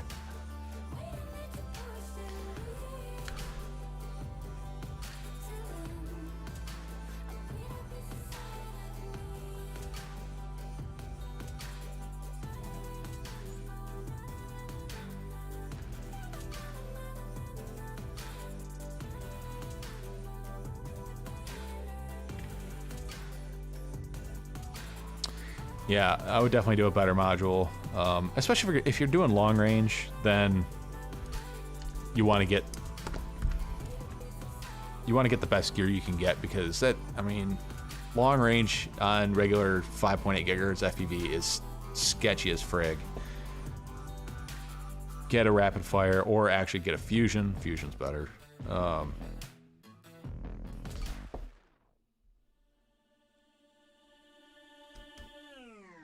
I've had good luck with like an Achilles flashed RX 5808 module, but the RX 5880 modules are so inconsistently, the quality of them is so inconsistent. You can get one that's great and another one that's hot garbage, and you just don't know what you're gonna get with those things. And if you think the manufacturers get anything special when they order a 5808 module, they're not. They're getting the 2-cent module just like everybody else is. Rapid Fire and TBS, they're speccing their own modules. Whether the specs being adhered to or not, who knows.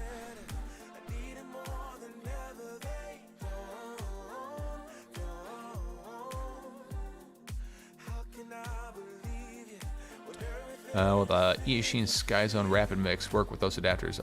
Yeah, I don't see why not. I don't know if the faceplate part, the cover will match up. This faceplate here works. This only works with a Rapid Fire. That's just what it was modeled after, was the Rapid Fire. Steve Evans, he sells these on eBay. They're kind of expensive to ship because they're coming out of the UK. But in my opinion, if you're going to be the guy that only flies, is only going to have one set of goggles, you're going to have a set of DJI goggles, and you're also going to fly analog, this is the way to do it. If you can solder a quad, you can put the module in there. If you're worried about voiding a warranty, don't. If you fry the goggles, you're going to send them back. DJI isn't going to get the goggles and fix them and then send them back. They're going to get them, and once they're received, they're going to send you a refurbed set of goggles. It's what they do with the drones. It's what they're going to do with this thing. They're going to send you another set. And even if they aren't, what are they going to do? They're going to try to turn it on and go, yep, it's dead. Send them a new one. They're not going to tear it apart and diagnose it, try to fix it, and send it back to you. They're going to try to power it on. It's not going to work. They're going to go, yep, they're fucked. Send you a new one. The only thing in here that you can tell that you've tampered is there's a little bit of glue in 2 of the screw holes. Put a drop of glue back in there. No one's gonna know. Or buy another set on Amazon, shove the old ones in the box and mail them back. You know, options.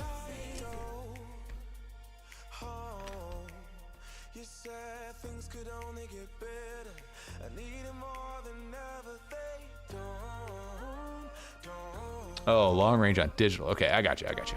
I'm picking up what you're laying down. There is a hard limit on long range with the DJI system. I think it's like 4 or 7 kilometers. It'll just stop.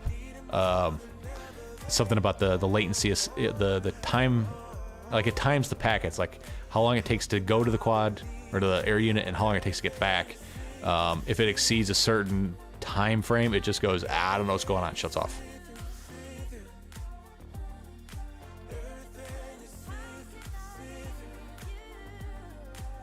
Yeah, I don't see why they wouldn't fit. But the faceplate, the cover part might be the only thing that wouldn't fit. But I couldn't say for sure.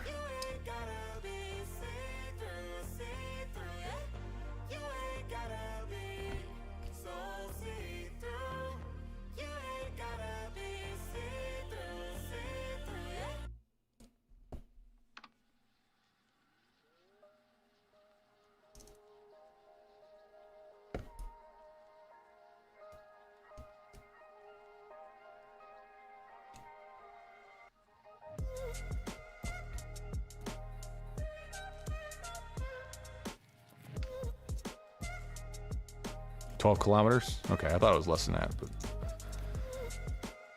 that's still pretty far.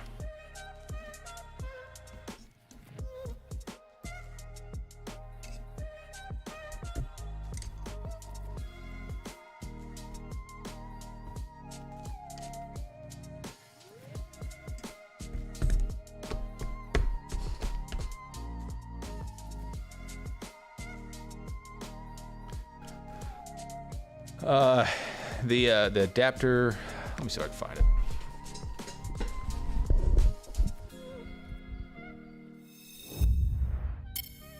Sorry about banging the microphone around. Oh, let's see if I can find this thing.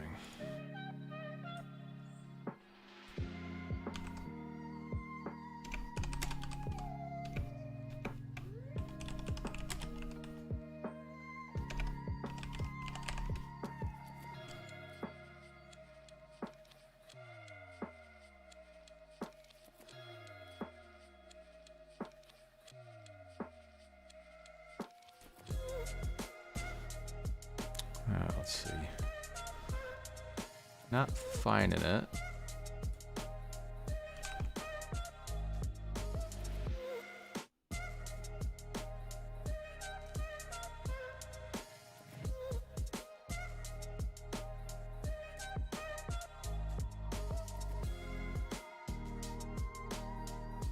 There you go. There you go, chat. That's the one.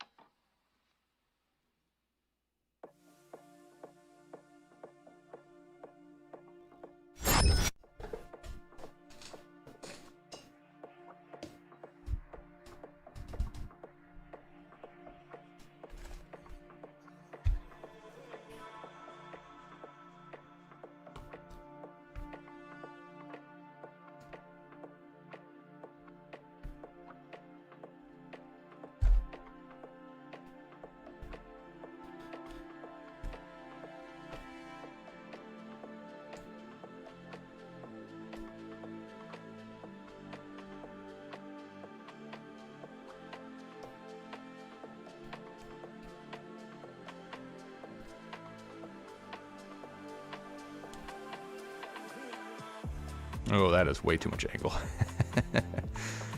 I didn't take an account for the angle that was already there. So that's like Matty Stunt's angle right there. All right, back to the drawing board on that guy. That's not gonna work.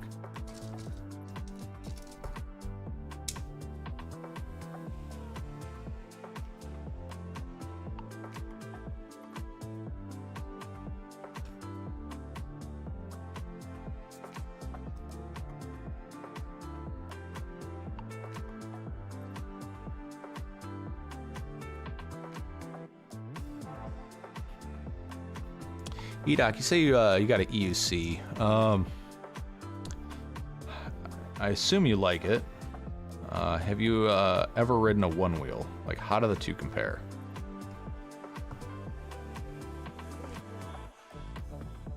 So I'd like to try EUC, but I'm not sure. I'm afraid I'll like it. Like, I want to ride an EUC and go, nah, this sucks, and never go back to it. It's like the first time I went golfing.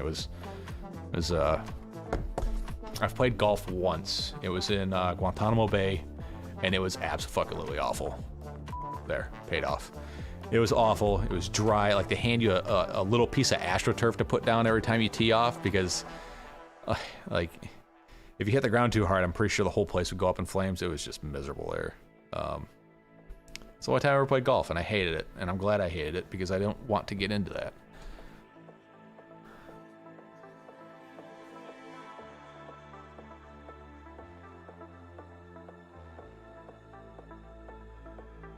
Yeah, I've heard the EUCs are faster. How do they handle? I mean, I've ridden electric skateboards, and those were okay, except for you couldn't go anywhere off-road with it. The one wheel, I can go off-road all over the place with it. I really enjoy that.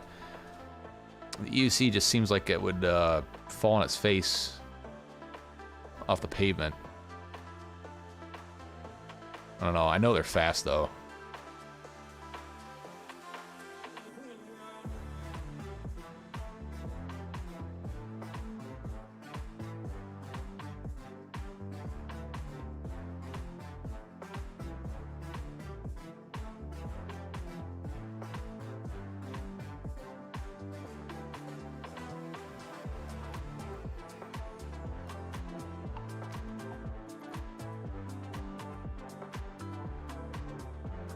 Really? Better off-road than the one wheel.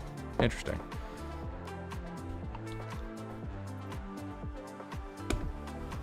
Well, I guess that's something I'm gonna have to look into now, isn't it? Thanks a lot. Appreciate it.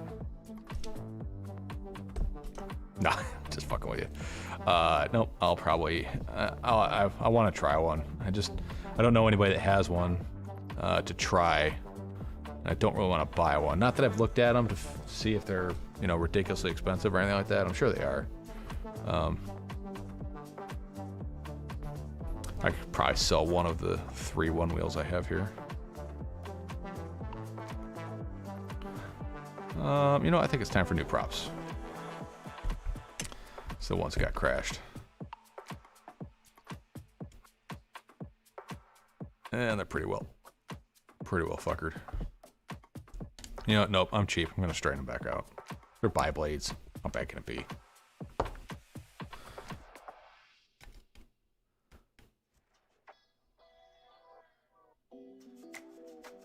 One wheel does better on beaches. I guess that makes sense with the big fat tire in the middle. I bought, a buddy of mine bought a pint, and I rode it the field for about 30 minutes. I felt really good on it. Really was enjoying it. It tried to kill me. I smashed my face on the ground, broke my nose, bruised a rib. Went home that afternoon, bought one from Pyrodrone, and I rode that for, I put a couple 100 miles on it. And then somebody tipped me off on a stupid good deal on an XR, so I bought the XR. In my opinion, the XR is way better than the Pint. The Pint's way more maneuverable, but I certainly enjoy riding the XR more than the Pint. And then I built a one-wheel, or a one-wheel type vehicle, which that was a fun little project. It's a pretty nice little thing, same size as a Pint.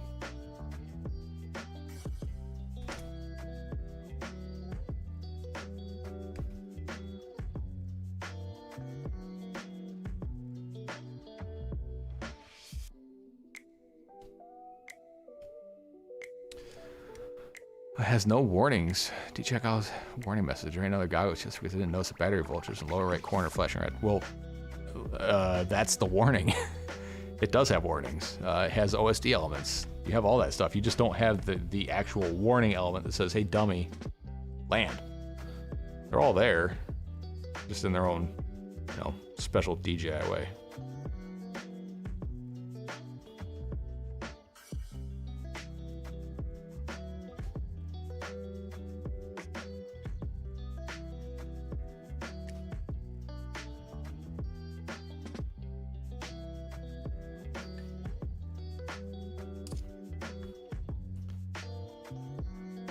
Oh, I see. You need it like right smack dab in your middle of your eyeballs. So there is a hack where you can display the warning messages in place of your craft name.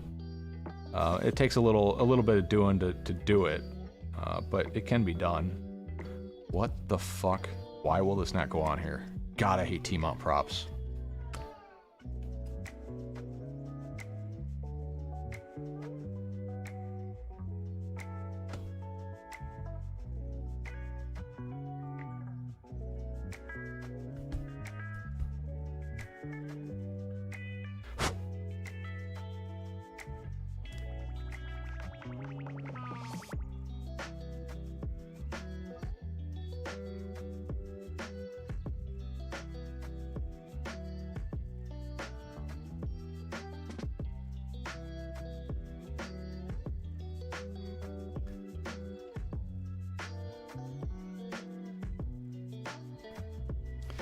Yeah, so anyways, there's a hack where you can get the warning element on the DJI goggles. Basically, it'll change your craft name to the warning element that's coming up.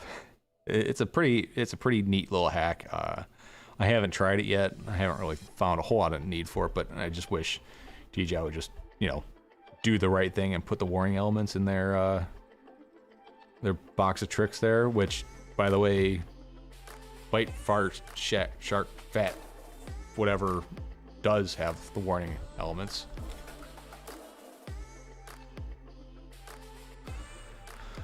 I've nosedived an XR, but have yet to do it on a UC. When it beeps and starting to be overloaded, tilt back is way more noticeable. Yeah, I really wish the Onewheel had some sort of warning system besides tilt back. The tilt back on the Pint is really strong. Like, when you get to tilt back, you know it. Like, you're not going to push through it. The XR is pretty weak sauce. The Fun Wheel, the home built one wheel I built, has a beeper on it that goes off when you're starting to get towards like 90%, 95% duty cycle. It'll start beeping at you. Or like when you do like a half vault, like where your foot starts to come off of one half of the sensors, it'll beep at you and let you know, like, hey, dummy, you're gonna kill yourself.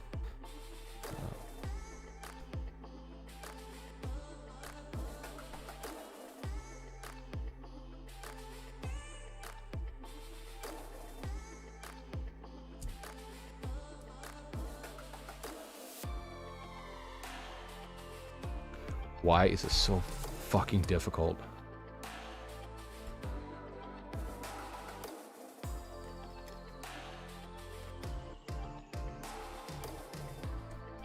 I swear these props only go on one way.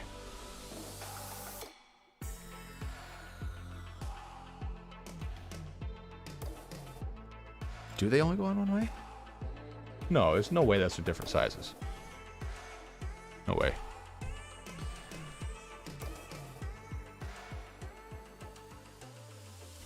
Well, I mean, what do you want?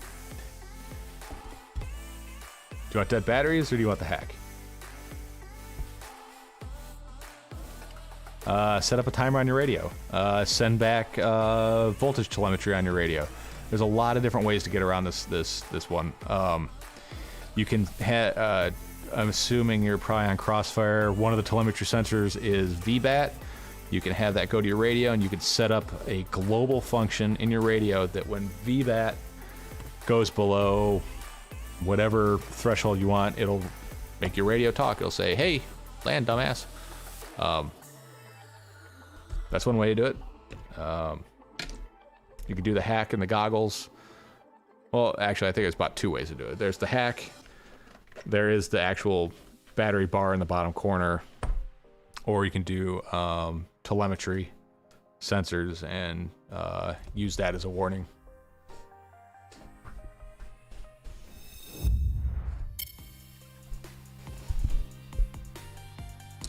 Well, all right, that's one quad fixed. I feel accomplished there. Nick, say my name. Nick. Grr. Oh, that's dirty, you asshole. And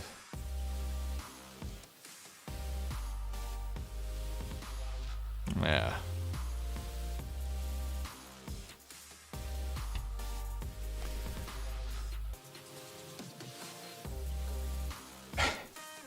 Yeah, Marcellus, it was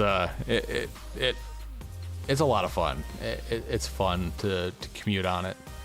Just cut up and down a sidewalk.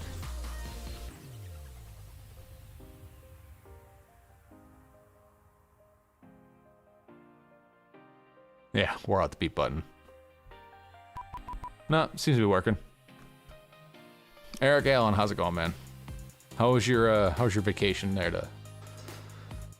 Where'd you go, New York? Did you break everything before you came back?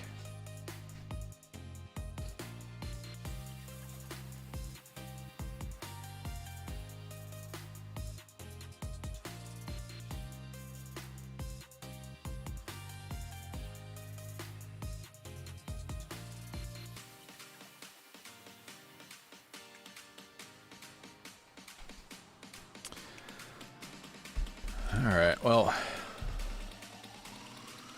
Oh, you killed a session? Oh, it's like killing a unicorn, man.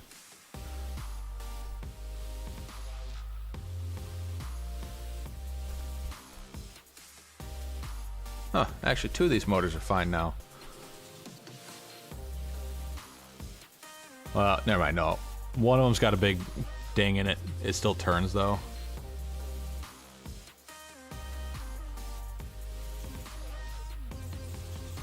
Why is it so hard to focus?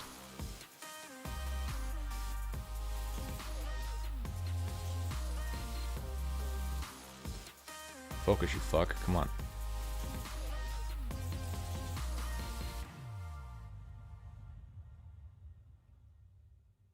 There we go. It's got one good little ding right there. Still turns just fine. This one is completely unscathed. So that one's fine. And then these 2 are just ornaments now.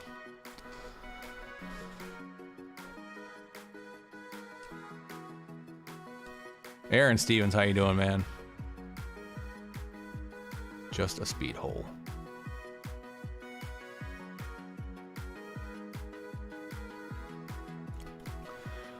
Well, alright, so that's one quad fixed. That's 2 fixed today, so I'm back up to only having 1 that's dead. That's not too bad. I kind of want to wait for the new Emax board to come in to fix that, the Babyhawk 2 HD, but I'm probably just going to dump this, this JEHMCU. Oh, just the lens? Oh, that's not bad. That's not bad at all. Lens is easy to fix. Just gotta have one.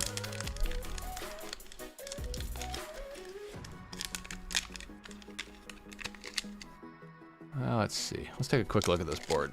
See if how craptastic it looks.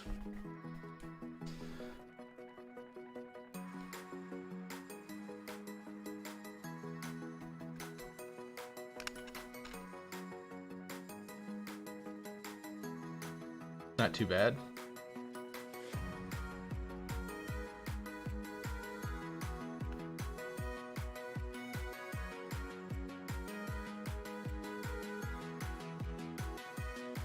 So there's one trace on the USB port that's not soldered, so that's gonna be fun to deal with.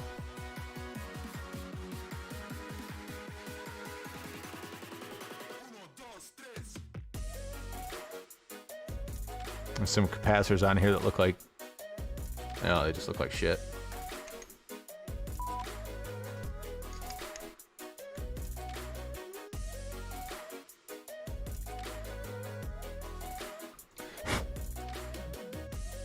Someone short and curly left on this thing.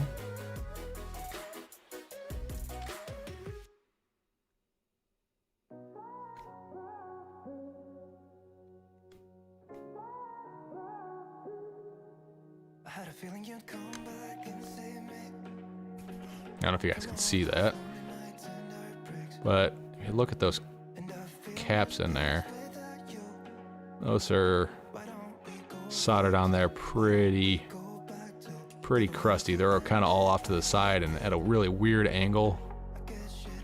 It's really weird. And then I can show this to you guys. See the USB port? That second leg from the left, ain't got no solder on it. It's really weird. Probably works. Let's see.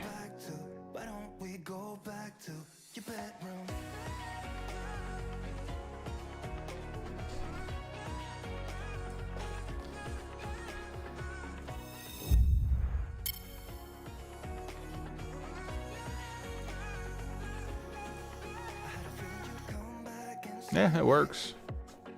Must not be needing that pin. It's just weird that they wouldn't solder it anyways. Only 2 UARTs. It's pretty standard.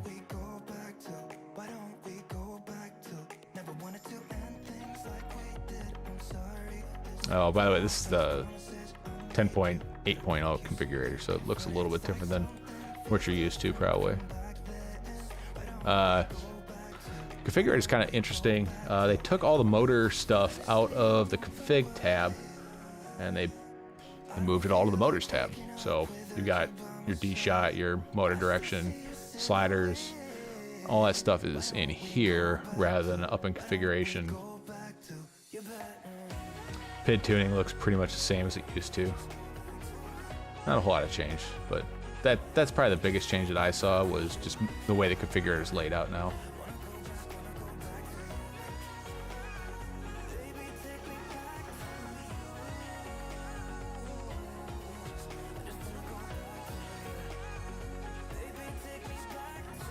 What? Oh.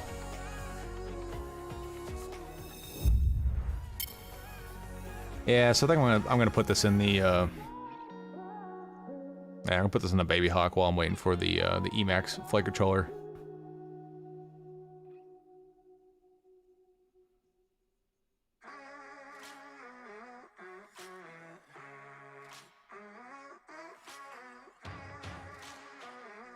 Brandon Pelly, I'll probably never install 10.8. I'm a CLI guy now.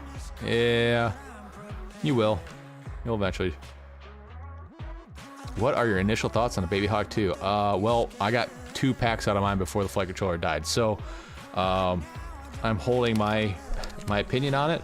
If you ask me how I thought about it right now based off of my experience, I think it's a piece of shit. And then also, Pyrodrone can straight up go themselves because they're not willing to stand behind it.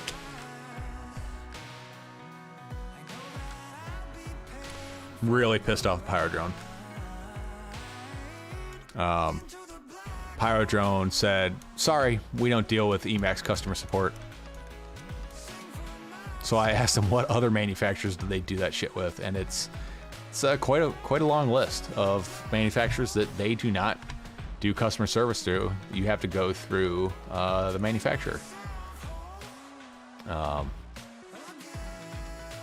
Which it's really annoying. It took about 5 days to get a resolution from, well, 7. No. Yeah, 5 days to get a resolution from Emax about that. They offered for me to send it in and have it repaired, or they were just going to send me a flight controller, which obviously I just said, send me the flight controller. How's that poll going? Let's go take a look. Let's take a look together.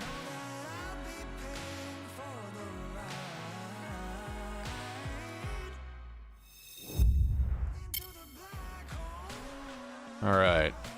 So I put up a poll. What's your least favorite US-based FPV retailer? Didn't ask why. It only gives you 5 options. Power Drone, Race Day Quads, Get FPV, Heli Direct, and Progressive RC. I really couldn't figure out what to fill out for the next 2.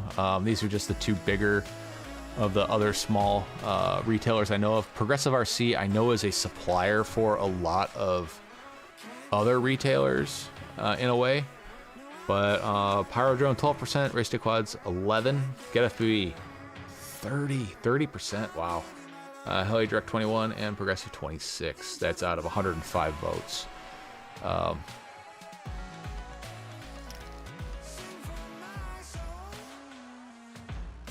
Race Day Quads replacing my Babyhawk 2. Death rolled on Maiden. All right, here's a question: did Race Day Quads deal with the warranty, or did they farm you out to Emax? And most of the comments is like, I can't believe Race Day Quads is that high up there. A lot of really positive response about Race Day Quads customer service. And then next week, I've got what's your... oh,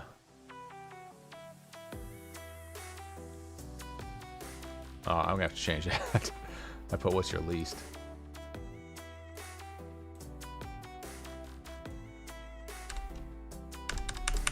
All right, fuck you, YouTube. Sure.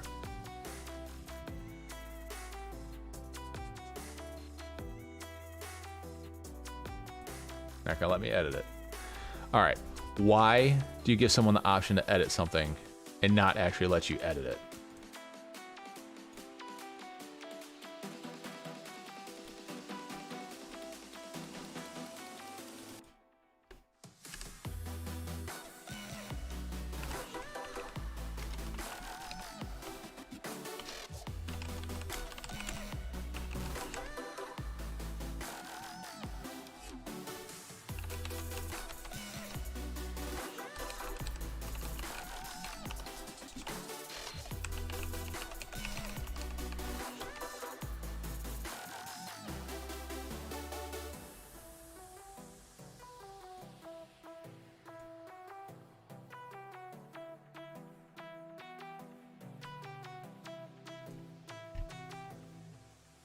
All right. Oh, this stuff infuriates me sometimes. It's just like, why?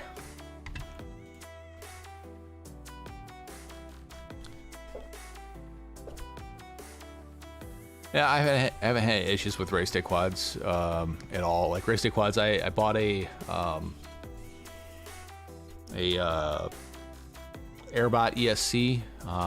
First flights were on a Saturday. Second pack in, it just unasked itself. Put in a trouble ticket Saturday, and by Monday I had a new one at my door. That fast. That was also pre-COVID, back when the Postal Service was really doing work.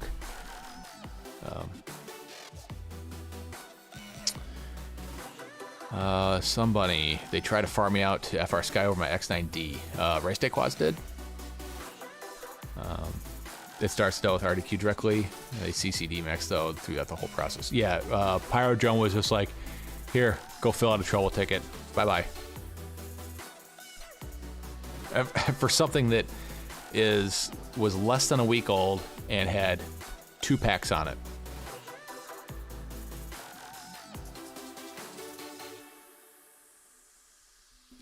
I'm hoping I like the Babyhawk. I don't know. I haven't had a chance to really fly it. I see a lot of people say they like it, but I don't know. Well, I'll find out when I get the flight controller back in it. EDOC, you're from Kazakhstan, so can't comment on the U.S. retailers, barely use them. Only need supports Newbie Drone, and support was excellent. Newbie Drone, that's a retailer I should have put on there. Newbie Drone, that's next time. Cyclone FPV. I've never bought anything from Cyclone FPV. I got customer service. I would have gotten customer service faster from Banggood than I did from Emax. And Banggood, of course, they would have offered me $5 for a new flight controller. Of course, you'd never take their first offer because they're going to lowball you. And they would have just pushed me the cash to buy a new flight controller. That's just what they do. I've actually had very good interactions with customer service with Banggood. You just have to be patient because it's, you know, where they're at and when they work versus when I'm awake. It's completely opposite times. Market Zero Race Day Quads farming out to beta FPV and my DJI Goggle battery pack cable. Yeah, I remember that. I have had to use Race Day Quads for beta FPV, and they did, or was that? No, that was Get FPV. They farmed me out to beta FPV. It was, nope, I take it back. That was Race Day Quads, but Race Day Quads initiated all the contact and stuff, so it was, I didn't have to do it. They filled out the trouble ticket and dealt with everything, but I was also dealing directly with beta FPV, but kind of with them kind of holding my hand. Not that I need it, but you know. Yeah, the wiring was very sloppy on the the Babyhawk 2. Very sloppy wiring. Just too much wire, too much exposed wire on the ESCs. It's just kind of flapping around. Yeah, I wasn't happy about that. It was fine, but it definitely could have been a lot better.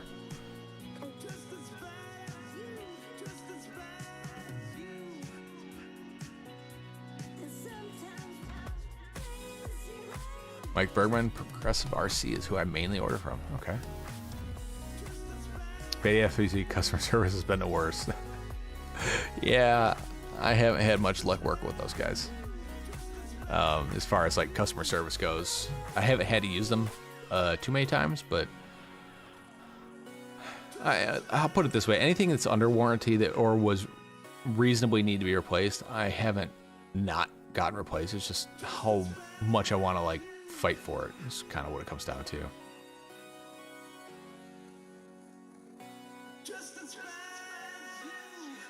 Brandon Bailey Race Day Quest started my ticket too, but after 10 days, I insisted they take the return.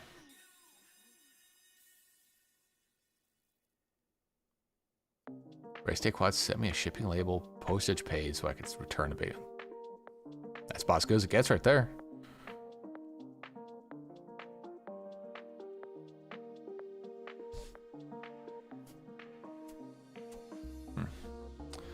Well, that's good to know. Well, with that said, I now have an affiliate link for Get FPV. So if you do feel like purchasing from Get FPV, the #1 rated, lowest happy customer retailer on my list, yeah, click there. Help me out. Give me a cut. We're gonna buy something there anyways. I tell you what, I don't shop based on retail. Because of my job, I get a discount at both Race Day Quads and Pyrodrone. Same discount. I typically shop at Pyrodrone if they have what I want in stock, because the way their point system works, you get an extra. I think it's 10% off with their points.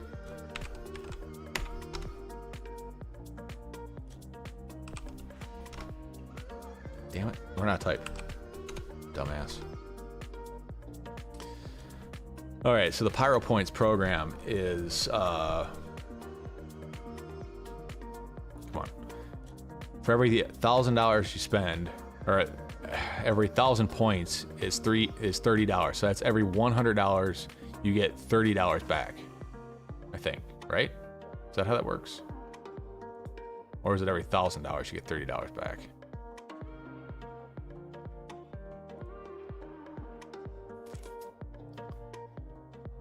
Let's see, how do you earn points? Power points.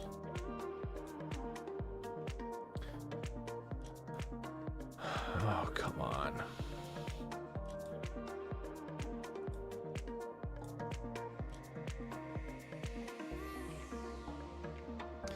All right, you get 1 point for every dollar you spend. So every $1,000 is $30 back. Race Day Quads has the same sort of setup.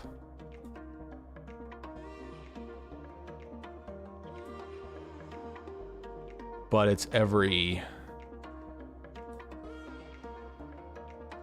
Same thing, every dollar is a point.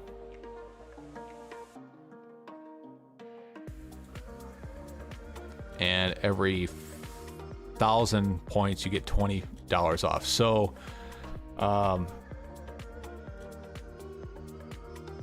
what is that? Is that 20%? I'm not good with math, and I'm not looking at the chat, so I can't tell you guys.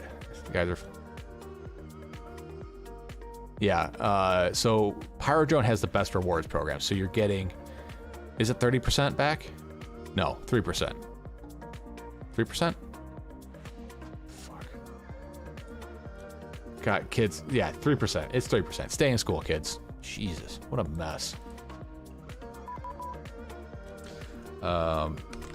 Newbie Drone, I think, has a really good rewards program as well, if I can remember.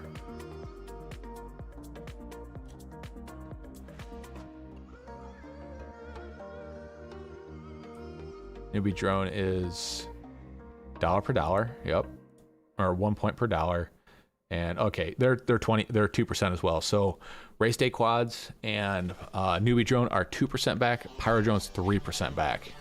The cool thing about Race Day Quads or Pyrodrone, I haven't done with Race Day Quads yet. Pyrodrone, instead of getting the points redeemed as a coupon, you can get them redeemed as a gift card, and you can give that to somebody.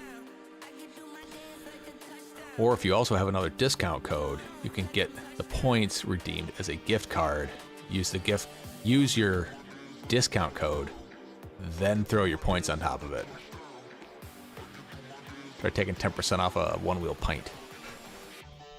It's all about how you work the points, baby. Get FPV is worse in my opinion. Always have quick response from Race Day Quads. Newbie Drone is bad too. Pyrodrone is my go-to FPV store. It all depends on who has the parts I want. That's really what it comes down to. If I can find it cheaper on Banggood and I don't need it right away, I'll go to Banggood. I don't care. Archangel had issues on a Maiden on a GEP RC Mark IV. The supplier sent me yes, even though I told him the gyro was messed up. Got on the GEP RC and was the approved replacement, but the supplier stiffed me. That's bullshit. There's so much junk in this hobby that we need to stop fixing their mistakes. Like, take the Emax Tiny Hawk 2, 3, Nano, Tiny Hawk Nano. The pigtail dies after like 10 packs. Everybody just goes and just puts a new pigtail on it. We need to send that thing back.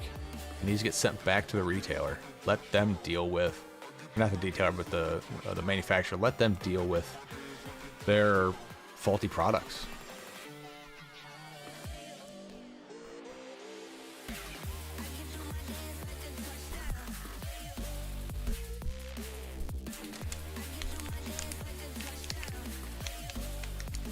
But at least the Babyhawk 2 HD uses a standard size flight controller. It's not the proprietary size like the Tiny Hawk.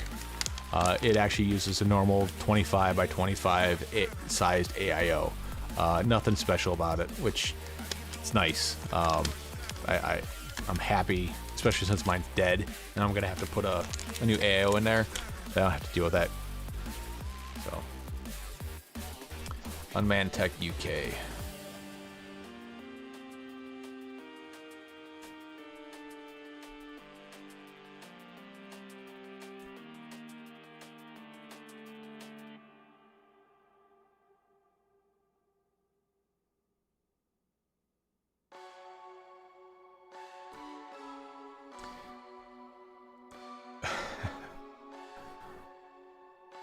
Where my junglist at? I don't know what that means. I don't know what that means. All right, guys. Well, I got the quad together. I'm gonna go out and fly it tomorrow. You know what? Let's get an all-up weight on it, especially with those new motors. Let me go grab a pack. Be right back.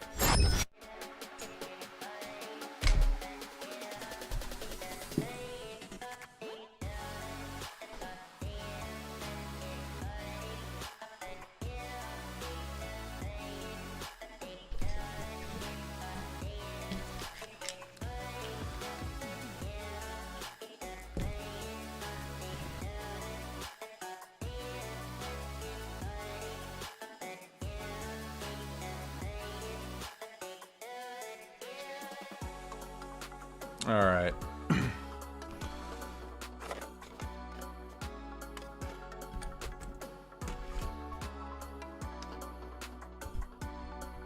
All right, take your guesses now. What's this thing gonna weigh?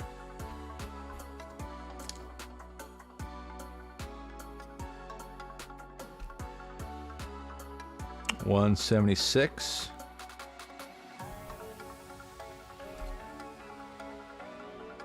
What a letdown. Bigger scale. I know you guys can't see the display on this thing. All right, 178. Oh, it's fatter on the scale. 177.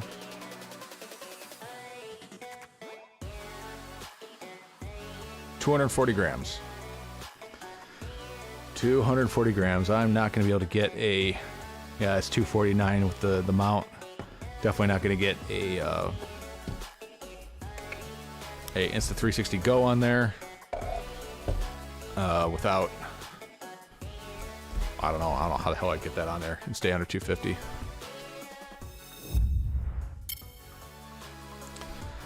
So, anyways, that's where we're at with that guy.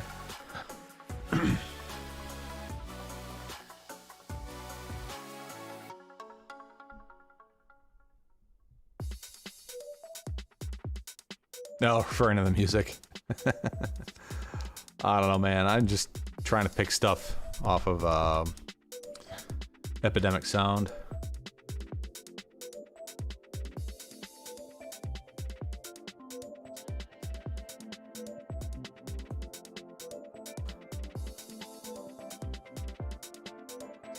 Cats and boots, cats and boots.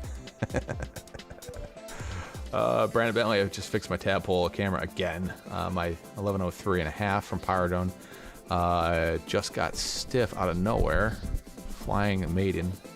I'm gonna tell Pyro to discount and stop messing with that. Yeah, please tell them to pay me too while they're at.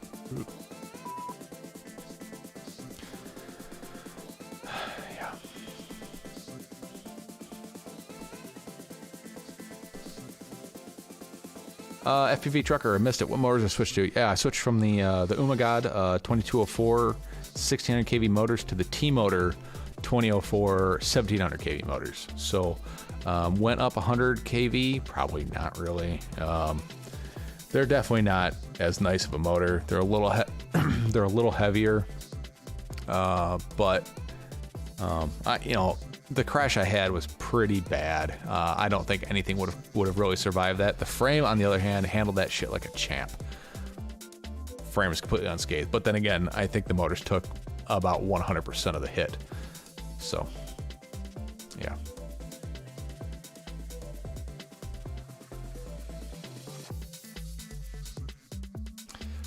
But I think these will fly probably just fine. They're a little heavier. I'll be curious to see how different it is, if it is different at all. I hope the weather's decent tomorrow because I really want to go fly. Old weather.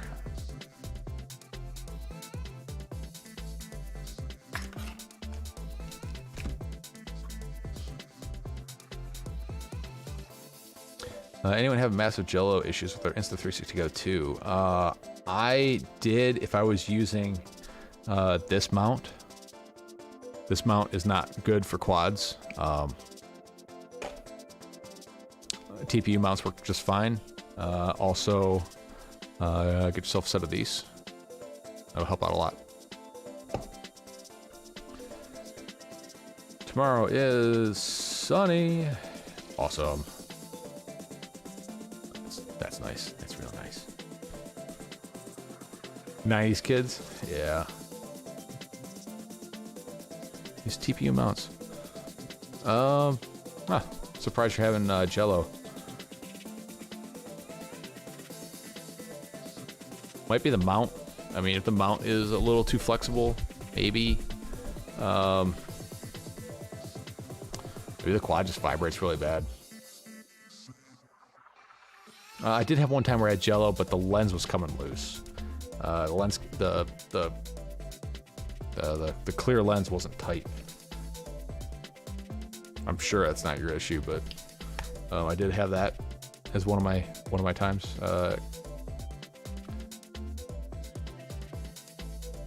Like this, a 360. So, all right, here's the reality of if I get approached and I'm flying either a quad that's not documented because no quad. If I'm not flying a quad that has the number on it, or if it's one that's over 250 and I'm doing something where I should be under 250, is you punch it, you ditch it, and say, "Good luck, find the evidence, bitch." I mean, that's really all. If you're really worried about it, just go dump it in a lake, you know.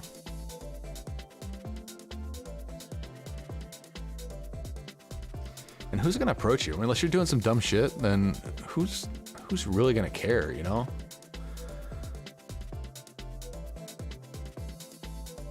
Yeah, find out the DVR later. I'm pretty sure they'd have to have a search warrant to look at your DVR anyways. Although going through the 107 stuff, it's kind of interesting. So obviously, if you're sub 250, you don't have to register your quad. But if you're doing anything in a 107 capacity, every drone needs to be registered. So if I'm flying a tiny whoop, and my intention is to put that on YouTube to monetize it, then technically that quad needs to be registered and labeled as if it was any quad from 0.55 pounds up to 55 pounds. So that's kind of one of those new things that's kind of shitty in the new regulations.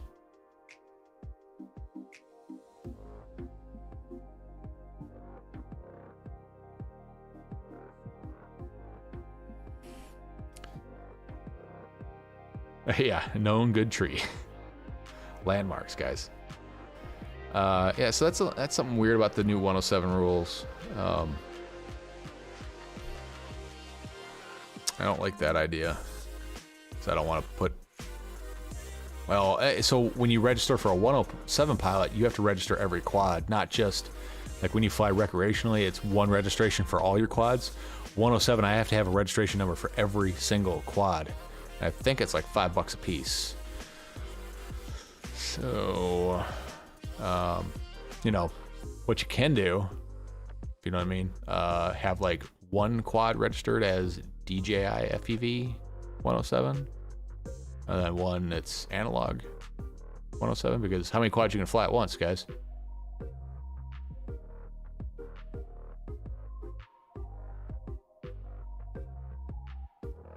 And they're not going to be able to identify which quad's which. I mean, it's not like this is a DJI Mavic. This is a HD quad.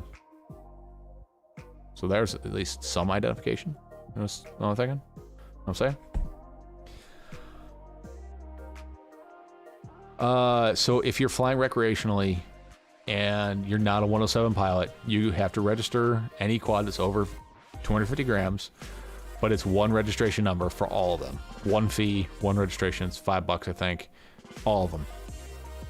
With being a 107 pilot, anything I fly in a 107 capacity, so anything that makes any sort of money, which is a weird way to put it, because even if you're not a 107 pilot and you put something on YouTube, and YouTube monetizes that video with an advertisement, they're gaining... They're having financial gain on that video. So technically you need to be a 107 pilot and you need to be registered for that video that you put on YouTube that got monetized by YouTube, because that's how they make their money. So that is an interesting little conundrum there. But if you're a 107 pilot, anything you fly in a 107 capacity needs to be individually registered, and it's $5 a piece. So I just did one for analog, one for digital.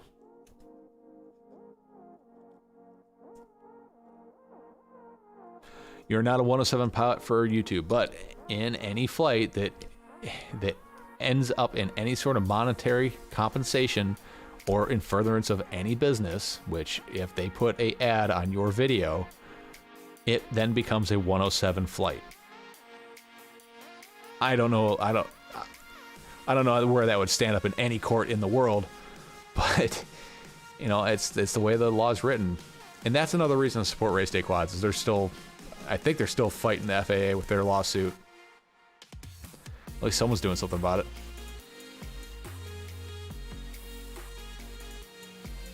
Do what Bot Grinder does and swear like a maniac. You get auto demonetized.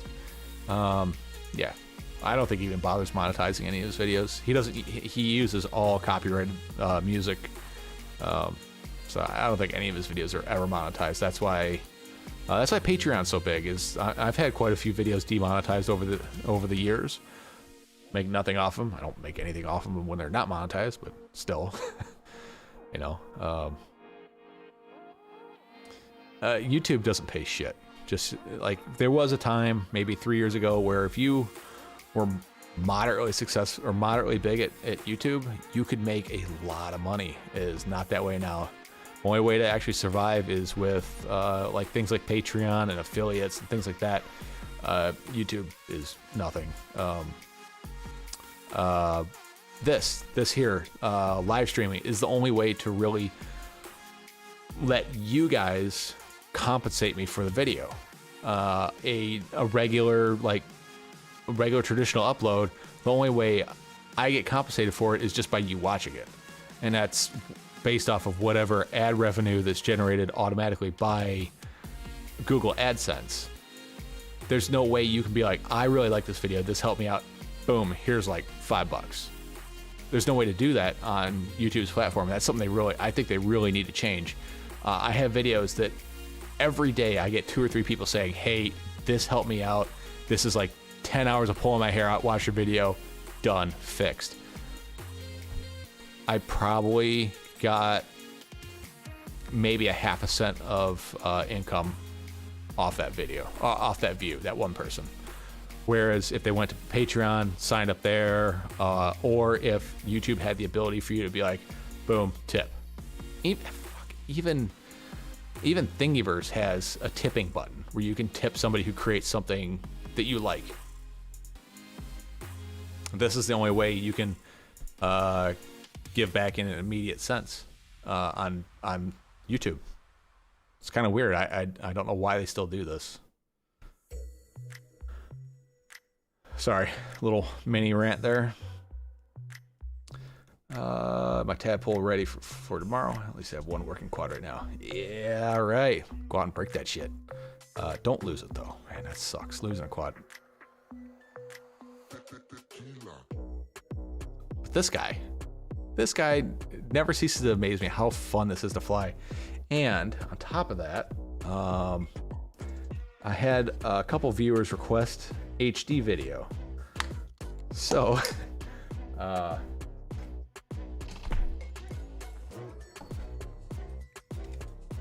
so I did HD video on this thing, and the way I did it was pretty craptastic. If I remember how I did this.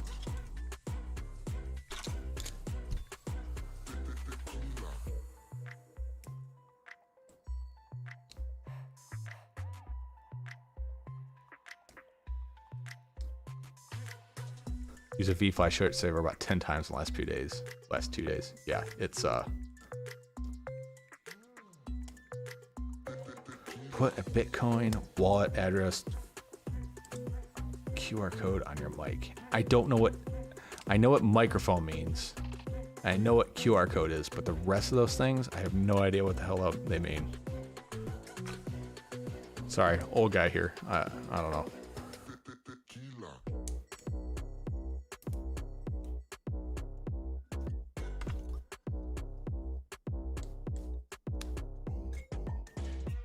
Come on. This isn't working out like it did the other day.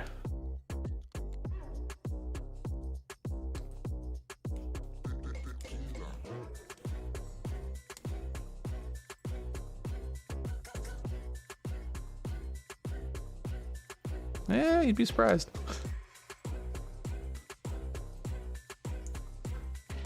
When I went and worked over at the University of South Alabama this week, I found out that their professor graduated 10 years after I did.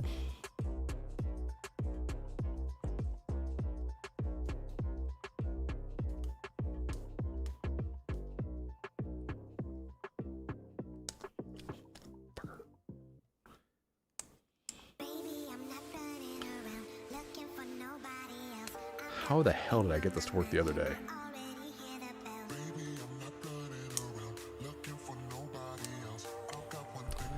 Anyways. Man.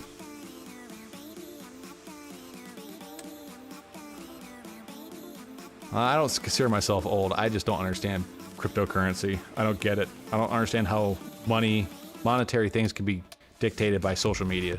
I don't get it.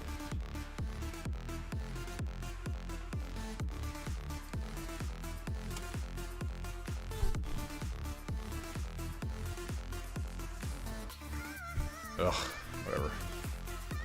You don't want me to get in on Bitcoin because as soon as I do get in it, it'll crash, be worthless. Yeah, that sounds about my speed right there.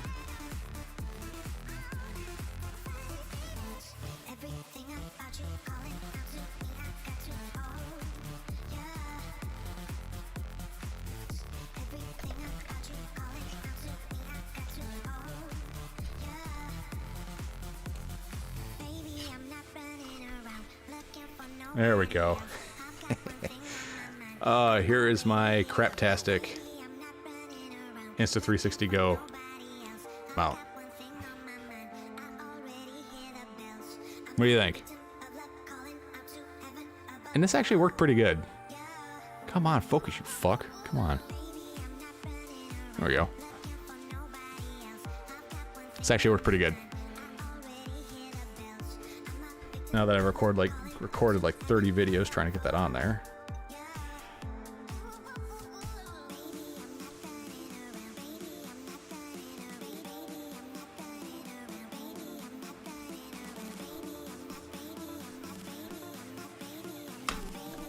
I'll fly that tomorrow like that.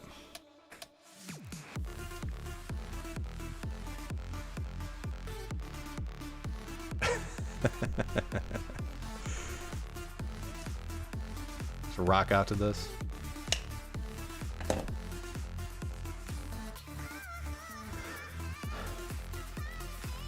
Folks can send you crypto by using a QR. Put on everything. Lots of people have crypto to give away. All right, I gotta look into it. Crypto.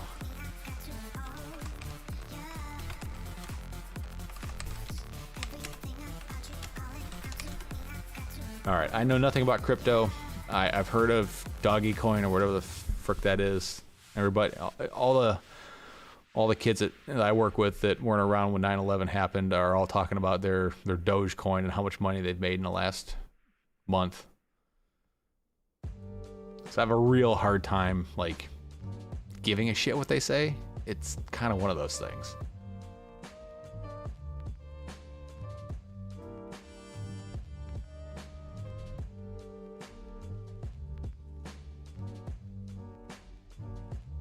So which cryptocurrency? I know I've heard of Bitcoin and I've heard of Ethereum and yeah, Dogecoin or Doggy Coin. Dogecoin's been literally worthless until the GameStop thing. Yeah. But somehow it's worth more once Elon Musk says something about it. I don't understand how that works. Oh, and then with this chip shortage thing going on, I heard that there's a new cryptocurrency that's going to be driven off of hard drive storage. So get ready for the prices of those to go up, guys. Hard drives, SSDs, all that stuff. Oh man, I don't know.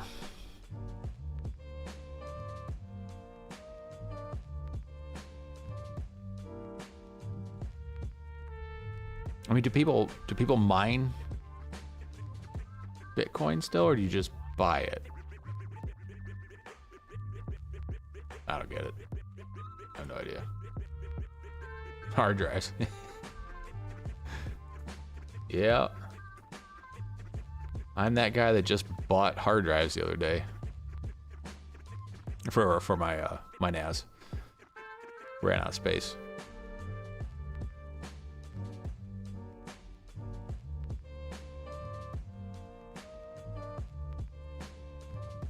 Yeah. Or is this just a convenient way to make everything more expensive? Like, I know that $1 cheeseburger is still going to stay $1 somehow, but I don't know.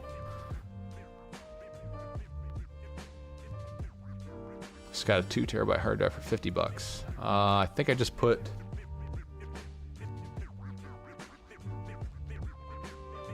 Oh shit, I think I put 2 8 terabyte drives in my NAS this week.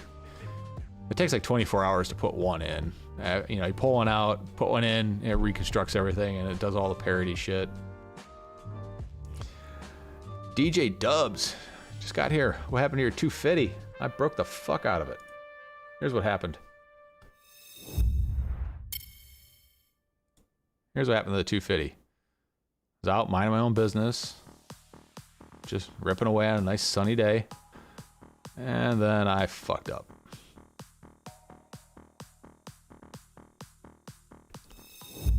And smashed 2 motors. These 2 are essentially clock weights now. And the frame's completely fine though. Frame was great. One motor ripped completely off the frame, and smashed the stator and the bell. And the other one bent the bell bad enough where it won't turn. So I replaced them with some T-motor 2004 1800 kV motors, 1700 T motors now. This thing just doesn't ever want to focus like the way I want it to. One of these doesn't look into it. But anyways, all good.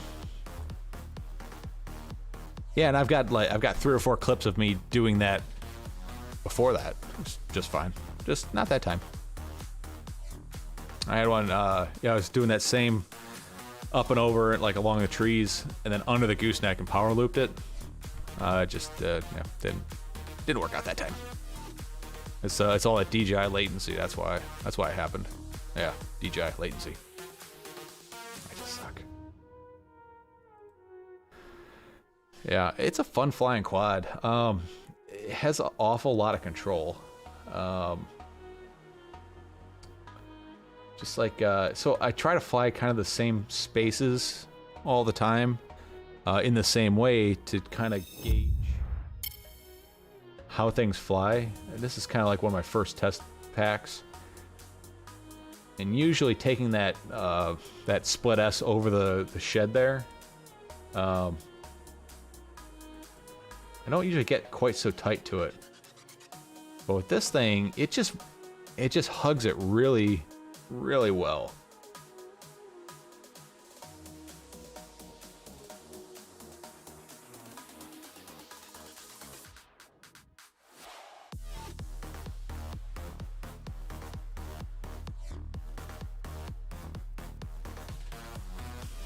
And I'm trying to get used to new rates too. But playing around with the actual rates.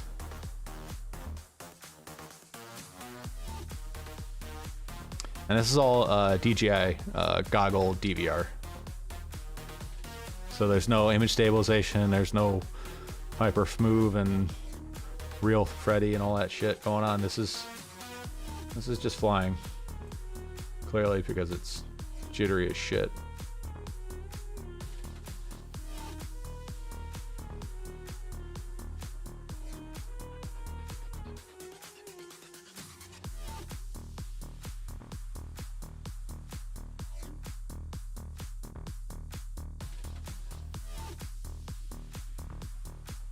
Yeah, it's a pretty good flying quad.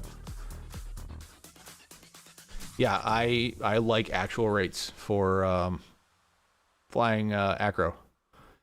Makes that little twitchiness you kind of have in the center stick, it kind of just numbs that right out. It still does something, but it doesn't jitter. It's pretty windy this day, so you can kind of see a little bit of bobbles on the roll axis. Still needs a little bit of tuning. I did downgrade from Betaflight 4.3 on this H7, so I could run bidirectional D-shot. Board came with 4.3 on it.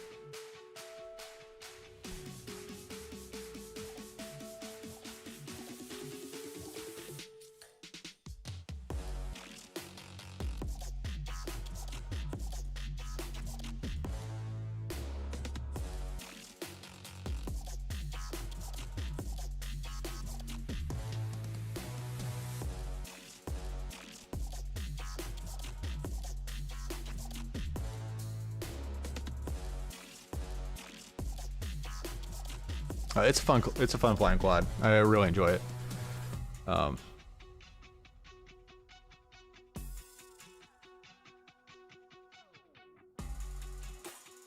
this is how we end our fun.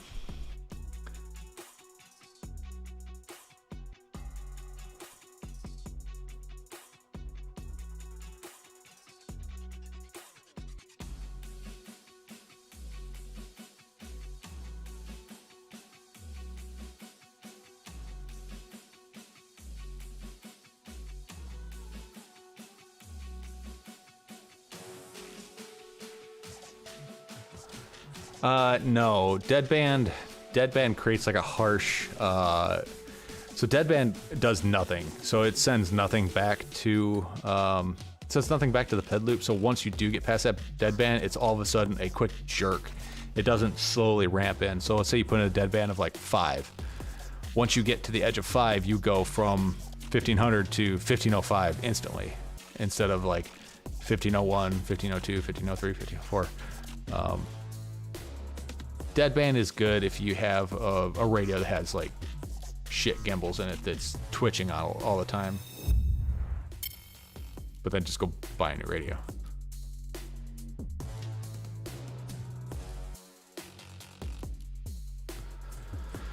What temperature to run a rework station to liquefy solder on a board? Shit, it's probably gonna be lead free.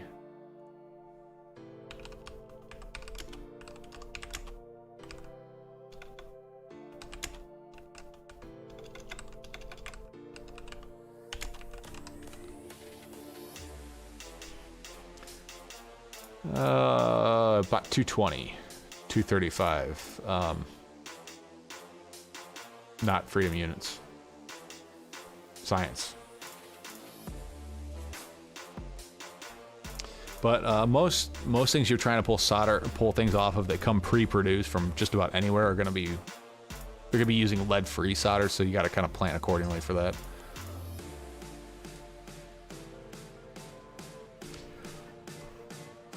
All right, folks. Well, I think that's, I think I've had enough for tonight. I hope you guys enjoyed this.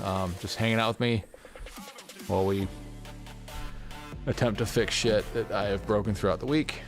It's a little impromptu, informal live streams. I enjoy these. Thanks for stopping by. If there's anything you want to see, or if you got any questions, concerns, or any video ideas, head over to 2fiddy.com, send me an email. Yeah, Andy RC also flies mode 1, so he can't be trusted. Yeah, don't trust anybody that flies mode 1. There's something wrong with them. But it's mode 1. It's the first mode. Yeah, he likes deadband, but he shakes like a crackhead. I'm not saying he's a crackhead. He just shakes like a crackhead. I mean,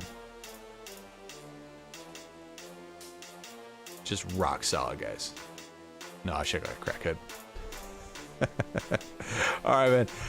Thanks for stopping by. Thanks for checking us out. Again, if you want to hang out over on Discord, that's the best place to be.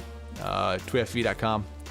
And I'll see y'all on the next one. Bye.